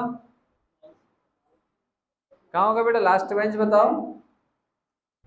सलाइवा का जो सलाइवरी अमाइलेज है उसके द्वारा स्टार्च का डाइजेशन कहाँ पर होगा, आप लोग इधर आओ तो पहले, आप दोनों आ जाओ, आ जाओ, आ जाओ, यहाँ रख दे बेटा, यहाँ रख दे, सामने रख दे, कोई दिक्कत, दौड़ के आओ, एक ही साथ बैठना है ऐसा तो कुछ नहीं है ना आप लोगों का। हाँ। क्या होता है ना कि बहुत दिनों तक जब साथ बैठते हैं तो एक लिंकेज हो जाता है इंसान, लिंकेज समझते हो ना, आगे पढ़ेंगे, दोस्ती हो जाती है, ज्यादा नहीं करना है भाई, दोस्ती नहीं करना, ठीक है, ठीक लग रहा है ना आप लोगों को, ऐसा तो नहीं अलग कर दिए सर, वहाँ हमारा ध्यान ही नहीं रहेगा, ऐसा तो नहीं, बहुत पीछे थे ना, युवराज तुम इधर बैठ जाना इनके साथ, ठीक है, मन करे तो। चलो, तो ये कहाँ होगा बेटा, ये डाइजेशन कहाँ होगा स्टार्च का, माउथ में होगा। अगर एक्सपेरिमेंट करना है घर जा करके, चावल का दाना या गेहूं का दाना ऐसे मुट्ठी भर के मत खाना, थोड़ा सा लेना और चबाते रहना, गटकना मत, चबाते जाना, चबाते जाना, गेहूं का ले लो, ज्यादा अच्छा है, गेहूं का दाना लेना, पहले एकदम फीका फीका लगेगा, चबाते जाना, चबाते जाना, ठीक है। कुछ मिनट्स बाद जब वो पूरा पिसा जाएगा आपको मीठा लगना चालू होगा, क्यों, स्टार्च डाइजेस्ट होकर के अब डाइसैकेराइड बन गया, तो वो मीठा लगना चालू हो गया। करके देखना आप लोग, ठीक है? ऐसे नहीं एक कटोरी पकड़ के बैठ जाओगे, पेट दर्द देगा। कुछ दाने, 8-10 दाने लेके बैठ, ठीक है? किया हो कोई ऐसा? वो तो मैं बताया था इन लोगों को। हाँ। बाकी लोग नहीं किया हो ना, करके देखना। हाँ किए हो ना? हाँ। कच्चा ही खाते हो लगता है मेरे को। कई लोग आदत रहता है ना, तो चावल बिन रहे हैं, एक कचरा फेंक के 4 दाना मुंह में, एक कचरा। गर्ल्स लोग खास तौर पे ऐसा रहता है।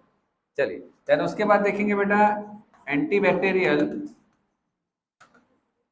Antibacterial lysozyme.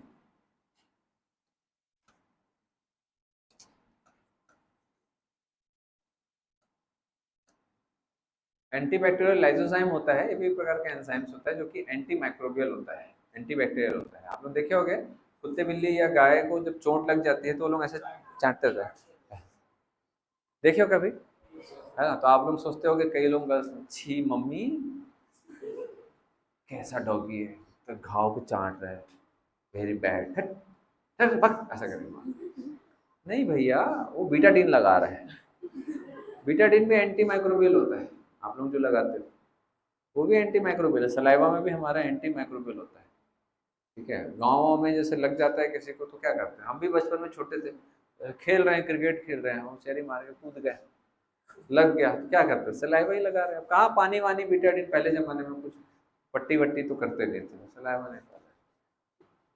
हमको कोई नहीं बताया, भगवान जाने, हम तो पढ़े भी नहीं थे उससे, फिर भी होता है, एक रिफ्लेक्स होता है, नहीं मालूम कुछ नहीं तो यही लगा ले, होता है ना। अब कोई तो था नहीं वहां पर ऐसे कपड़ा चुन्नी को फाड़ के लगा दे। इतने बचपन में तो उतना दिमाग भी नहीं रहता। तो ध्यान रखना, एंटी बैक्टीरियल आपको मिलेगा लाइसोसाइम, सलाइवा में होता है, ठीक है? करते हैं ना कई लोग, कौन कौन ऐसा किया बचपन में, सलाइवा लगाए? बॉयज लोग खास तौर पे करते हैं, गर्ल्स लोग एक तो लगता ही नहीं है गर्ल्स को, पहली बात, मतलब थोड़ा सा प्रोटेक्टेड रहते हैं, लगा है। बॉयज लोग क्या, कहीं भी मार कुटाई चल रहा है ना, मारपीट चल रहा है ना? हम लोग बचपन में बहुत मारपीट करते थे, लड़के लड़के लोग क्रिकेट खेलते थे तो बहुत झगड़ा होता था, भयंकर, हाँ बहुत मारपीट होती थी, सर्वर फोड़ा के आते थे। चलो आगे देखेंगे। देन उसके बाद कौन सा देखेंगे बेटा, ये हो गया, क्लियर हो गया? तो क्या क्या देखे, वाटरी फ्लूइड होता है, पीएच देख लिए, लाइसोजाइम होता है, टाइलिन एंजाइम होता है, 4 चीज आता है, बस खत्म। समझ आ गया बात? ठीक है। देन उसके बाद कौन सा ग्लैंड देखेंगे? Second, stomach. अच्छा, माउथ में है सलाइवरी, माउथ के सराउंडिंग होता है सलाइवरी ग्लैंड। इसोफेगस आएगा, फेरिंग्स आएगा, फेरिंग्स के बाद इसोफेगस आएगा। इसोफेगस में कोई सा ग्लैंड होता है क्या? डाइजेस्टिव ग्लैंड नहीं होता ना, हम लोग यहाँ पर क्या पढ़ रहे हैं, डाइजेस्टिव ग्लैंड्स के बारे में पढ़ रहे हैं। कौन सा ग्लैंड होता है बताया था? म्यूकस ग्लैंड होता है, ध्यान रखना ना, कंफ्यूज एग्जामिनर जो है ना वो आपकी परीक्षा लेता है, ऑब्वियसली परीक्षा ही ले रहा है, ठीक है? तो परीक्षा किस चीज की ले रहा है कि आप उल्लू बनते हो कि नहीं, आपको उल्लू नहीं बनना है। बायो में ज्यादातर लोग उल्लू बन जाते हैं और सेलेक्ट नहीं होते, क्यों? बहुत इजी लगता है, क्वेश्चन इजी लगते हैं, सबसे ज्यादा ब्लंडर उसी में करके आते हैं। आप एग्जाम दिए होगे सभी लोग, देखना सबसे ज्यादा जो नेगेटिव मार्किंग आपका है ना, बायो आपको डुबोता है। फिर भी कई लोग सोचते हैं हाँ, बायो बहुत स्ट्रांग है, बायो बहुत स्ट्रांग, इसी चक्कर में डूबे हो, स्ट्रांग है सोचने के कारण, कभी नहीं सोचने कि ये स्ट्रांग है वो स्ट्रांग है, सबको इज्जत देना, हाँ भैया भाई है तू, मजा लगा, ठीक है? देन नेक्स्ट क्या देखेंगे बेटा, गैस्ट्रिक ग्लैंड। गैस्ट्रिक ग्लैंड कहाँ होगा?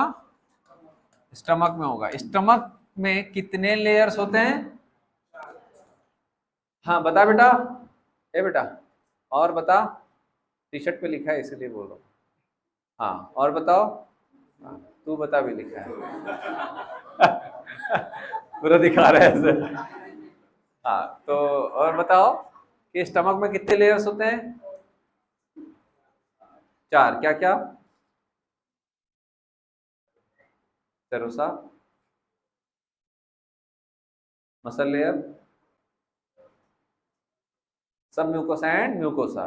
सवाल ये आता है कि स्टमक में जो गैस्ट्रिक ग्लैंड्स होते हैं वो 4 में से कौन सी लेयर्स में होती है? अब मैंने आपको ये बताया था कि दो जो लेयर्स होती है, म्यूकोसा सब म्यूकोसा, दोनों में आपको डाइजेस्टिव ग्लैंड्स मिलेगा, लेकिन स्टमक के कौन से लेयर में digestive gland that is gastric gland पाया जाता है, तो याद रखना म्यूकोसा।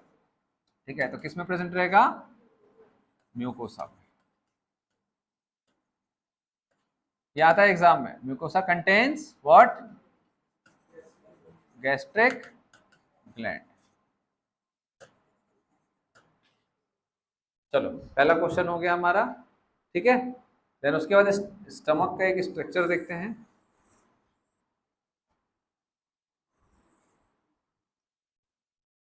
देखेंगे बेटा, ये तो समझ आ गया होगा ये कौन सी लेयर बना रहा हूं मैं, बोलो बाबा। ये म्यूकोसा है, ठीक है, फोल्डिंग्स होती है। अब इसको अपन ऐसे निकालते हैं,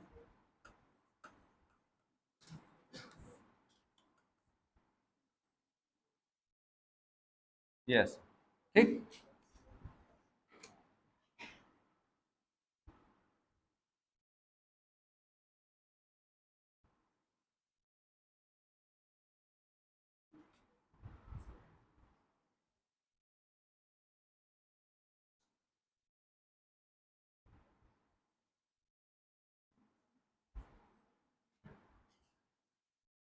ये क्या चीज है? ये गैस्ट्रिक ग्लैंड है ना, गैस्ट्रिक ग्लैंड कहाँ प्रेजेंट है, समझ आ गया? ये क्या चीज है बेटा? ये म्यूकोसा है ये। और फूड कहाँ होगा? यहाँ फूड होगा, यहाँ फूड होगा।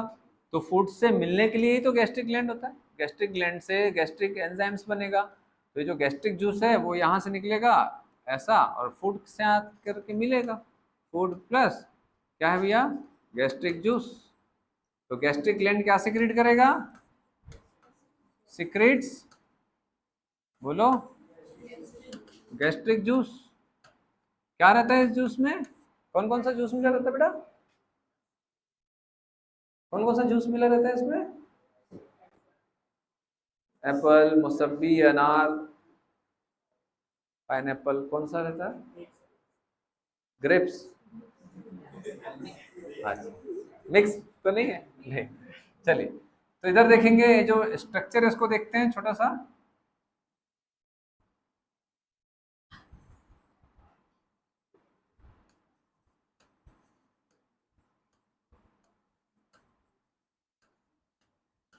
ये बहुत सारे सेल्स हैं। ग्लैंड होता है, ग्लैंड जो है वो टिश्यू से मिलके बनता है बेटा।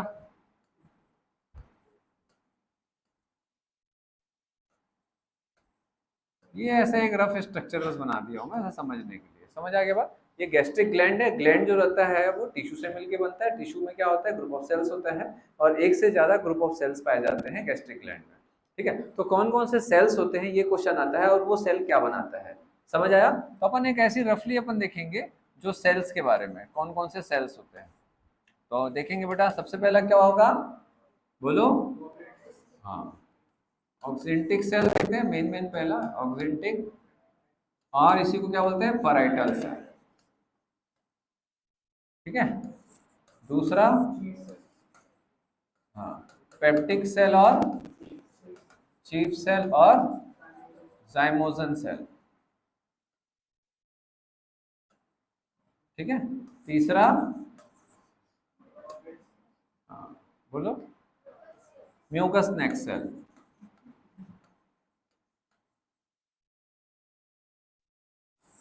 चलिए, तो ये तीन टाइप के मेजर टाइप के सेल्स होते हैं, इससे ज्यादा भी होते हैं, पीपी सेल्स भी होते हैं, डेल्टा सेल, बट वो आपके सिलेबस में नहीं है, अपने को नहीं पढ़ना है। तो तीन मेजर सेल्स हैं जो आपको याद रखना है, ठीक है। और आपको बता दूं, जो गैस्ट्रिक सेल्स होते हैं, गैस्ट्रिक सेल्स जो होते हैं, it is very very important. आप जब पैदा नहीं हुए थे तब से क्वेश्चन आ रहा है,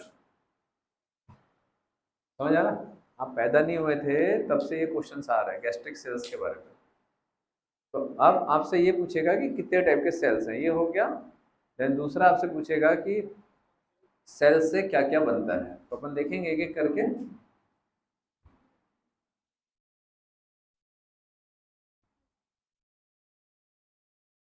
जो ऑक्जेंटिक सेल होता है, हाँ, ये क्या बनाएगा बेटा? HCl and CIF। CIF का full form Castle's intrinsic factor. अभी इसके ऊपर बहुत क्वेश्चन आ रहा है। सबसे ज्यादा क्वेश्चन अगर तीनों में से पूछो, अगर आप पूछोगे मेरे से तीनों में से कौन से सेल से आता है, तो पहला वाला ऑक्जेंटिक और पैराइटल सेल से सबसे ज्यादा क्वेश्चन आया है आज तक। ठीक है,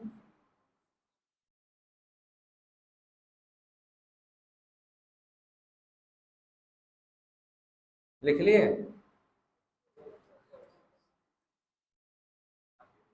हाँ, हो गया इतना। कई बार लोग भूल जाते हैं कि पेप्टिक चीफ है कि ऑक्जेंटिक चीफ है, पैराइटल पेप्टिक है, पैराइटल ज़ाइमोसिन है, कौन किससे क्या बनेगा। तो मैं एक सिंपल एक तरीका बताता हूँ। ऑक्स के पैर में HCl, ऑक्स समझते हो क्या होता है बेटा?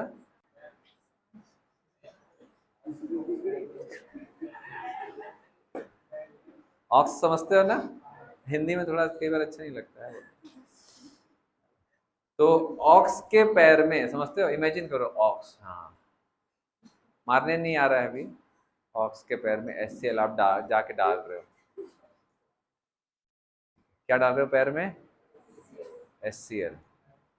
तो ऑक्जेंटिक से ऑक्स, पैराइटल से पैर, HCl। बस एक ही याद रखना है, बाकी सब अपने आप याद हो जाएगा।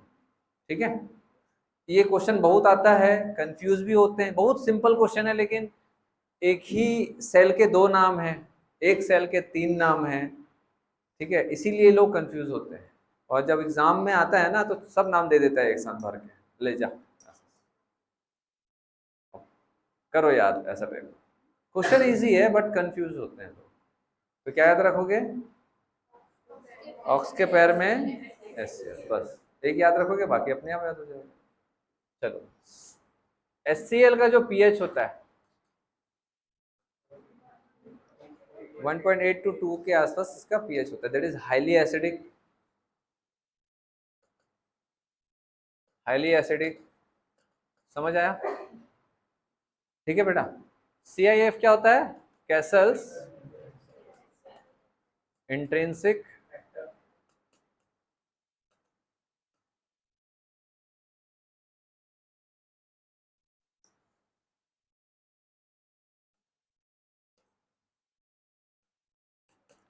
कैसल्स इंट्रिंसिक फैक्टर, ये बहुत इंपॉर्टेंट चीज है for absorption of vitamin B12।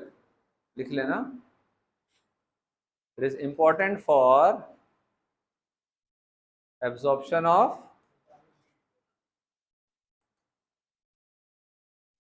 Vitamin B12।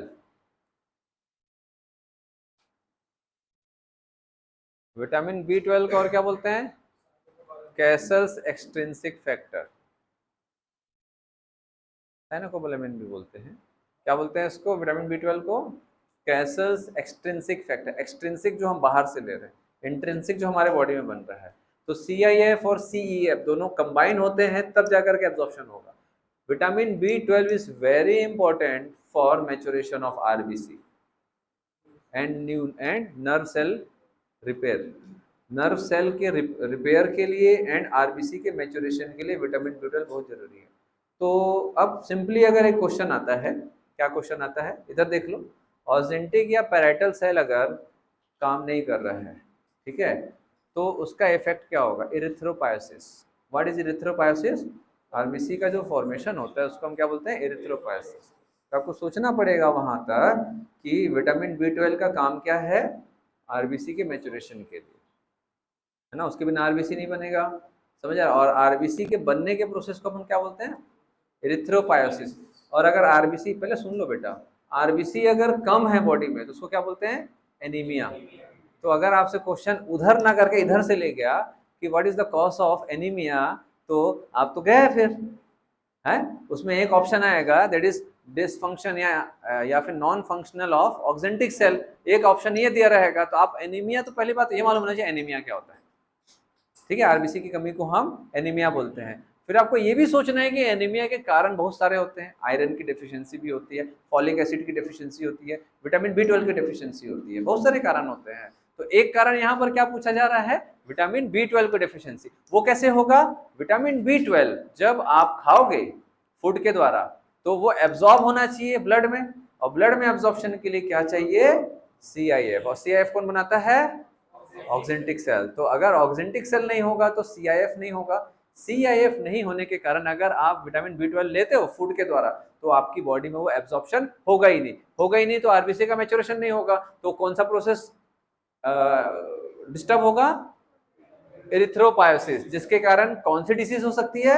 Anaemia हो सकती है। तो ऐसे घुमा घुमा के क्वेश्चन आता है। समझ आ गया बात? ठीक है। वैसे ही एक क्वेश्चन इससे जोड़ के आता है रेनिन का।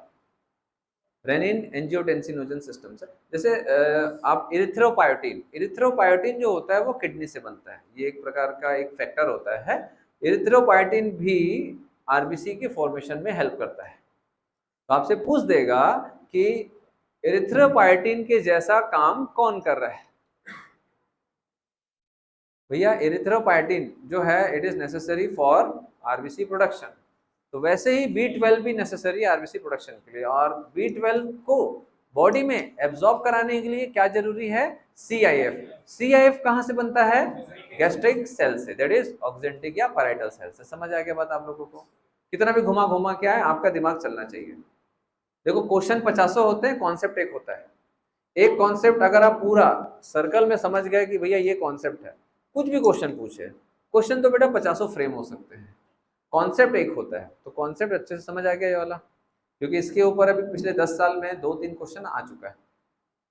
इरिथ्रोपायोसिस एनीमिया वर्ड भी, एनीमिया वाला नहीं आया है लेकिन मैं बता रहा हूँ क्या आ सकता है, क्योंकि इरिथ्रोपायोटिन से क्वेश्चन आया है, ठीक है, इरिथ्रोपायोसिस से क्वेश्चन आया है। आप लोग चाहो तो लिख सकते हो।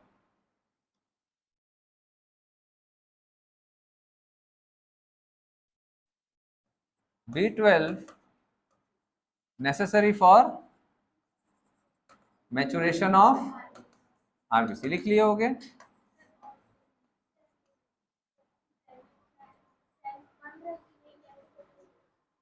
क्या चीज? नहीं, स्टमक में रहता है बेटा, वो काम कर रहा है कि नहीं वो HCl नहीं बनेगा, गैस्ट्रिक प्रॉब्लम होगा, आरबीसी की कमी के कारण खून की कमी हो जाएगी, उससे पता चलता है। वैसे जनरली बहुत कम होता है वो, बट ये तो हाइपोथेटिकल क्वेश्चन है ना, होता भी है। सेल है खराब हो गया, सेल है खराब हो गया, काम नहीं कर रहा है, एनीमिया होगा। वही तो बता रहा हूँ ना बेटा, ये काम नहीं करेगा तो एनीमिया होगा। HCl भी तो नहीं बनेगा, HCl भी तो नहीं बनेगा, HCl नहीं बनेगा तो इंडाइजेशन की प्रॉब्लम होगी, डाइजेशन ठीक से नहीं होगा। बिना HCl के फूड को गलाएगा कौन?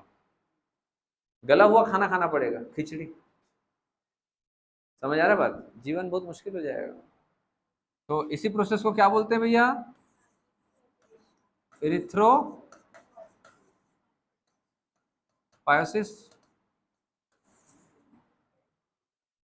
समझ आ गया? ये यहाँ का नहीं है लेकिन पूछता है, बहुत सारी चीजें नहीं दी रहती लेकिन रिलेटेड होता है, रिलेटेड चीजें पूरा मालूम होना चाहिए।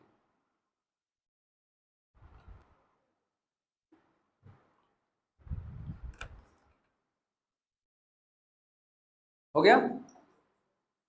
फिर उसके बाद peptic cell, chief cell is zymogen cell, क्या बनाता है बेटा? Pepsinogen and prorenin.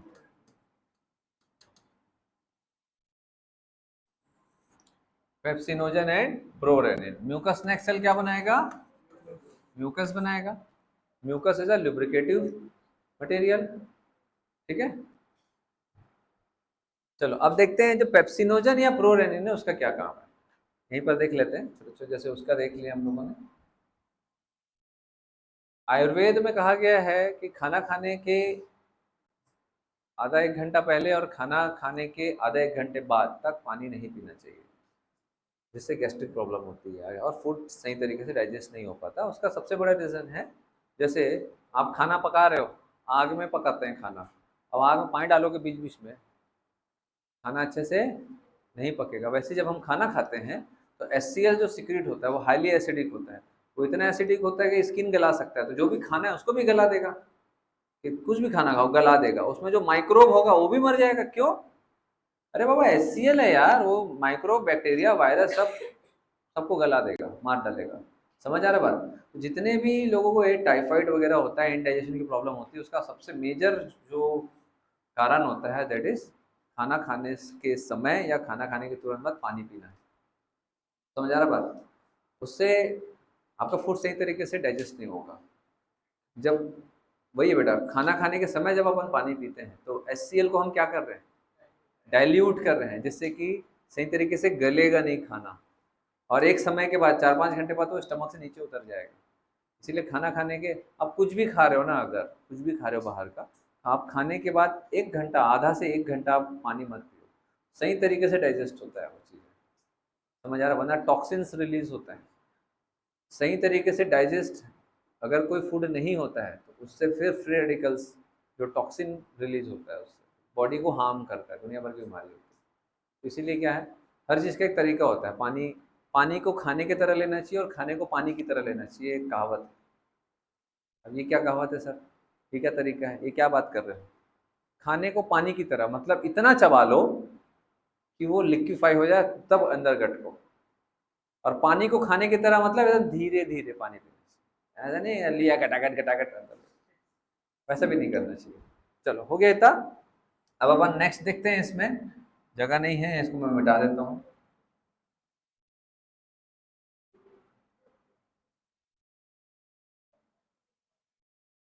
चलिए, जो पेप्सिनोजन है, पेप्सिनोजन क्या है बेटा?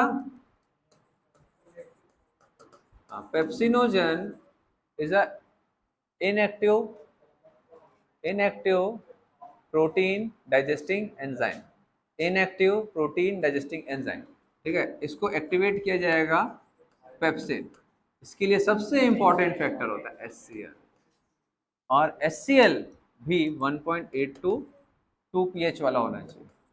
अब अगर आप पानी पी लोगे तो इसका एक्टिवेशन भी तो डिस्टर्ब होगा। पानी पी लोगे तो इसका एक्टिवेशन डिस्टर्ब होगा। क्यों? क्योंकि ये कौन से पीएच में एक्टिवेट होगा? इतने पीएच में, एसिडिक कंडीशन में ही एक्टिवेट होगा। अब उसको आप पानी एकदम भर भर के पी लिए, खाना खाने के समय, खाना खाने के पहले, खाना खाने के बाद, तो क्या होगा, ये एक्टिवेट नहीं होगा। और आपको बता दूं, प्रोटीन को मेनली सबसे बड़ा डाइजेस्ट करने वाला जो एंजाइम होता है, जो स्टमक में होता है, वो पेप्सिन होता है। तो पेप्सिन क्या है बेटा, ये इनएक्टिव है, ये इनएक्टिव है और ये एक्टिव है। तो ये क्या चीज है? It is protein digesting enzyme, it is protein digesting enzyme, लिख लेना, it is protein digesting enzyme. ठीक है, फिर डाइजेशन के समय फिर देखेंगे कि क्या डाइजेस्ट करता है। तो क्या डाइजेस्ट करता है? प्रोटीन डाइजेस्ट करता है। और क्या डाइजेस्ट करेगा, है ना? ठीक है, प्रोरेनिन,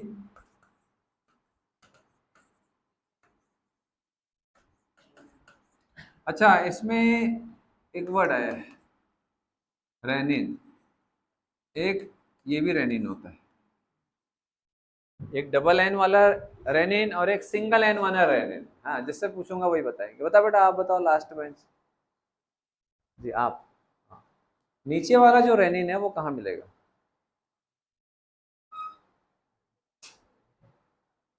कोई बात नहीं, जो नए नए लोग हैं उनसे पूछूंगा मैं, जो नए नए स्टूडेंट। बैठ जा बेटा, कोई बात नहीं।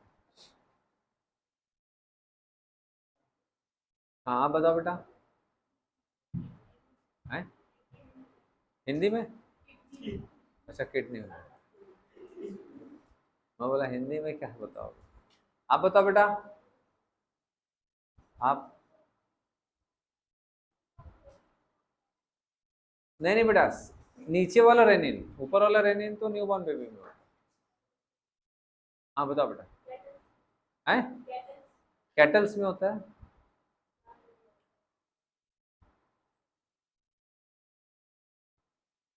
और बताओ। हैं? कहाँ पाया जाता है? हैं? हाँ, कहाँ पाया जाता है पूछ लो। जैसे आपसे मैं पूछूंगा RENNIN कहाँ पाया जाता है? स्टमक में, गैस्ट्रिक ग्लैंड से रिलीज हो रहा है। वैसे ये RENIN कहाँ से रिलीज होगा? हाँ बेटा, नेफ्रॉन्स, नेफ्रॉन से नहीं होता। हार्ट से। अब सब बोल दो सर, ब्रेन, लंग्स। लंग्स से होता है। हाँ बेटा, कहाँ से रिलीज होता है पूछ रहा हूँ, क्या करता है नहीं पूछ रहा हूँ, दोनों बहुत डिफरेंट है। फंक्शन नहीं पूछ रहा हूँ, कहाँ से रिलीज होता है। बहुत इंपॉर्टेंट साइट है, मालूम है आपको, बहुत इंपॉर्टेंट है। हाँ बोल बेटा। और कोई ऑर्गन बचा है? हार्ट बोल दिए, ब्रेन बोल दिए, किडनी बोल दिए, लीवर है, पेनक्रियाज भी बोल दो। क्या होता है भाई हेमंत? नहीं बताओगे आयुषी?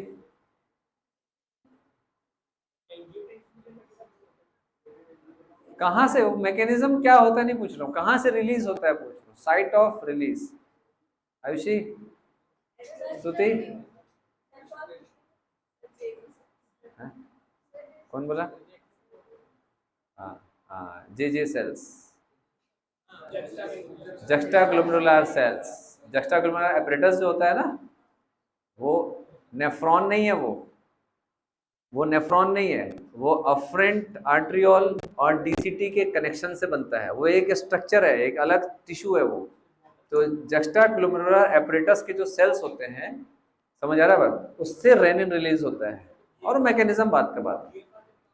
हाँ, जब फिल्ट्रेशन कम होता है किडनी में, वो तो बताऊंगा, बट याद रखो अभी से कि दो रेनिन होता है। आपसे पूछ देगा कि रेनिन कहाँ पाया जाता है, पहला ऑप्शन स्टमक। हाँ हाँ हाँ, पढ़े ये हो जाएगा बेटा गड़बड़ी, तो ध्यान रखना, स्पेलिंग देखना। जब भी एक नाम जैसा मैं जब भी एक जैसा नाम वाला आएगा जिसमें स्पेलिंग डिफर होगा, उसको मैं बताऊंगा और आपको याद रखना है। नहीं तो इसमें क्या होगा, लास्ट में ऑप्शन देगा डी, मालूम है आपको, किडनी। लेकिन आपके पास समय कम है, बायो को जल्दी सॉल्व करना है। जो देखे टिक मारे, आगे बढ़ो। फिर आने के बाद sir silly mistake, silly mistake था सर, जल्दी जल्दी में हो गया। अरे बायो में यही तो होता है, यही तो खेल है दिमाग का।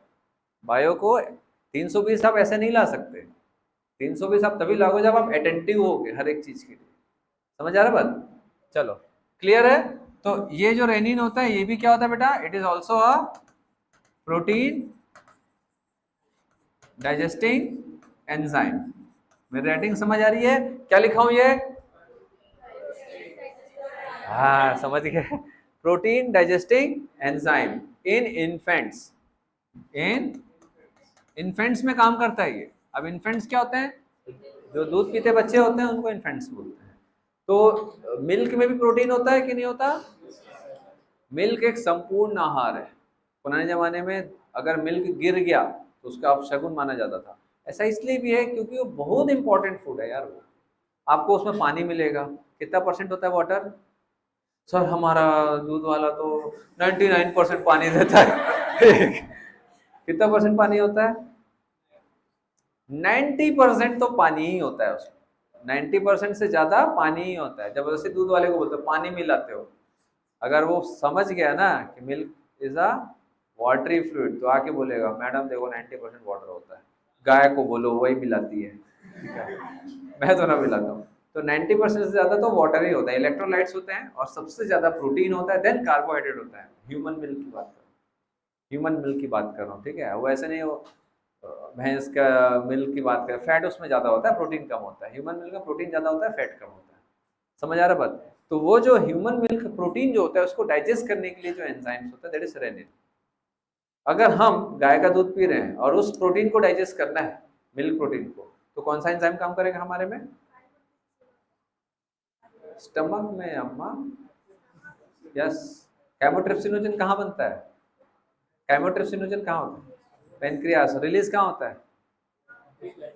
duodenum is a part of small intestine.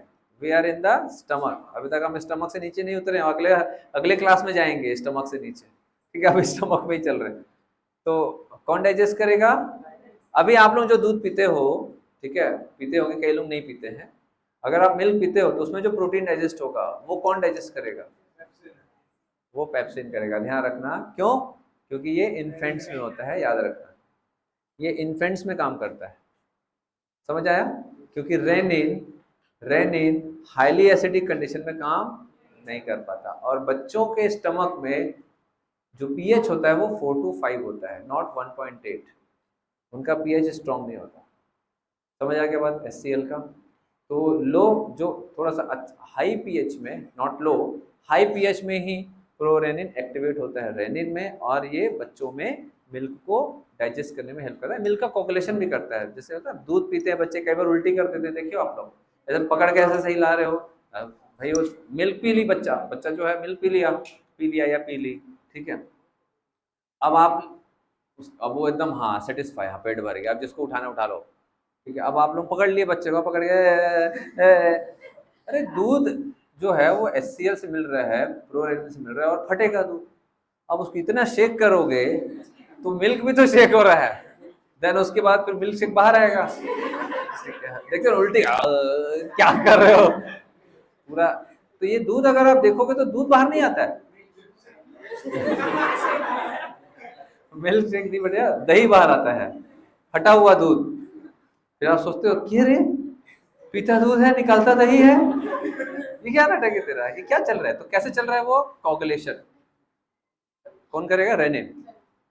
समझ आ रहा बात। ये तो ऐसे पकड़ के दूध पिए बच्चे को ऐसे से नहीं हिलाना है भाई, तो जबरदस्ती उसको परेशान कर रहे हो आप लोग। मत हिला भाई, वैसे भी सो जाएगा वो, पी लिया है दूध। हाँ ये लिख लिया आप लोग, समझ गए। इन्फेंट्स लिखना, बड़ों में नहीं। बड़ों में दूध हो चाहे चिकन हो चाहे मटन हो चाहे दाल हो, सब कौन डाइजेस्ट करेगा, पेप्सिन। माँ का, भाई का, चाचा का बदला, आता है एक डायलॉग है, कौन कौन देखा है, नहीं देखा आप लोग पढ़ने लिखने वाले बच्चे हो। म्यूकस जो रहता है इसका दो काम है, हंस रहे मतलब डाउट है। म्यूकस का दो काम, एक तो लिब्रिकेशन में हेल्प करेगा, स्टमक का लिब्रिकेशन करेगा, समझ आ रहा बात। दूसरा प्रोटेक्ट करेगा स्टमक वॉल को, किससे, HCl से प्रोटेक्ट यही करेगा। अगर इन केस म्यूकस नेक्सल खराब हो गया, जलेगा नहीं, पूरा छेद हो जाएगा स्टमक। HCl इतना स्ट्रांग होता है कि पूरा गल जाएगा, पूरा स्टमक छेद हो जाएगा। तो म्यूकस जो होता है वो क्या करता है, पूरा म्यूकस जो होता है वो क्या करता है बेटा, पूरे स्टमक वॉल को प्रोटेक्ट करता है HCl से। समझ आया, लिख लेना इसको। म्यूकस क्या करता है बेटा, protect stomach wall from HCl and pepsin. Pepsin से भी, पेप्सिन भी खतरनाक चीज है, पेप्सिन भी खतरनाक चीज है, कोई अच्छा चीज थोड़ी है। अगर म्यूकस कम बन रहा है, HCl ज्यादा बन रहा है, तो HCl क्या करता है, म्यूकस को गला देगा, गलाने के बाद एक रास्ता बन जाएगा स्टमक के वॉल की तरफ जाने के लिए, और उस रास्ते में पेप्सिन जा करके उसको डाइजेस्ट करना चालू कर देगा। क्यों, स्टमक वॉल में भी प्रोटीन होता है। कई लोगों में ऐसा होता है, वो खैर इतना डिटेल में नहीं जाएंगे। समझ गए बात। म्यूकस लुब्रिकेशन में हेल्प करेगा and protecting the wall of the stomach from HCl। Clear है बात इतना, यही सब क्वेश्चन आता है और कुछ नहीं आता। चलो फिर नेक्स्ट क्लास में मिलते हैं, नहीं तो बाकी टीचर लोग बोलेंगे।